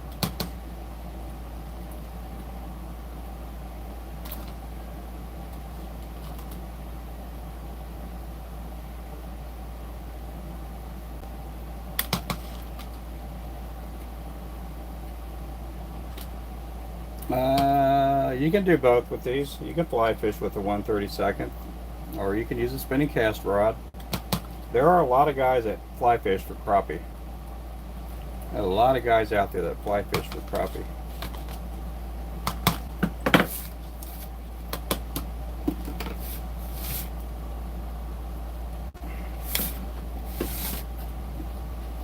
Okay, let's get that mold.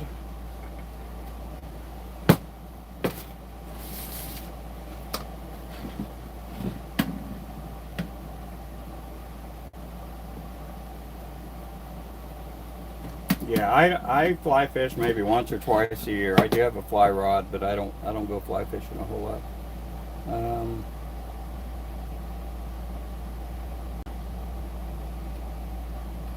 Yeah, I mean it works. A lot of times I'll go fly fishing during the spawn, and I'll catch perch, crappie, and white bass when I do go fly fishing.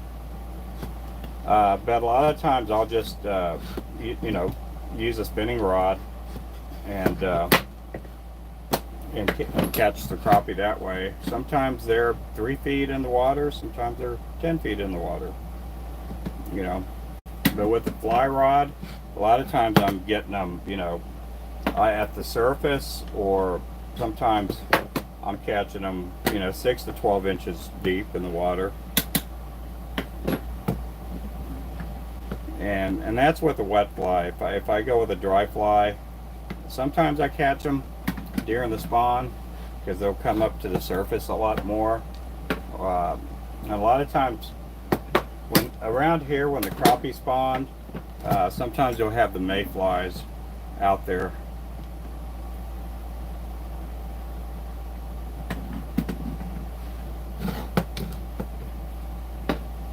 Sometimes you'll have the mayflies out there.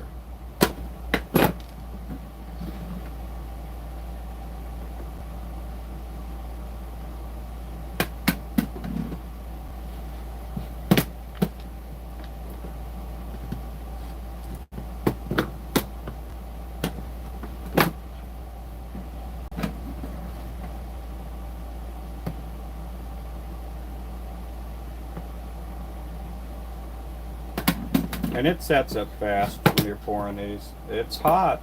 It's still hot, but a lot of times it sets up pretty fast.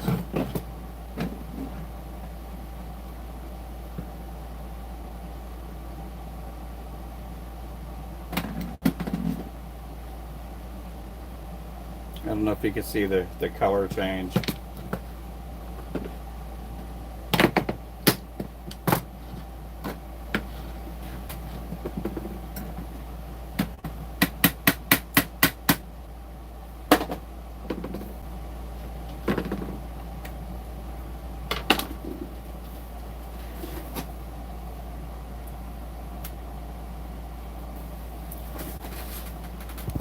Okay.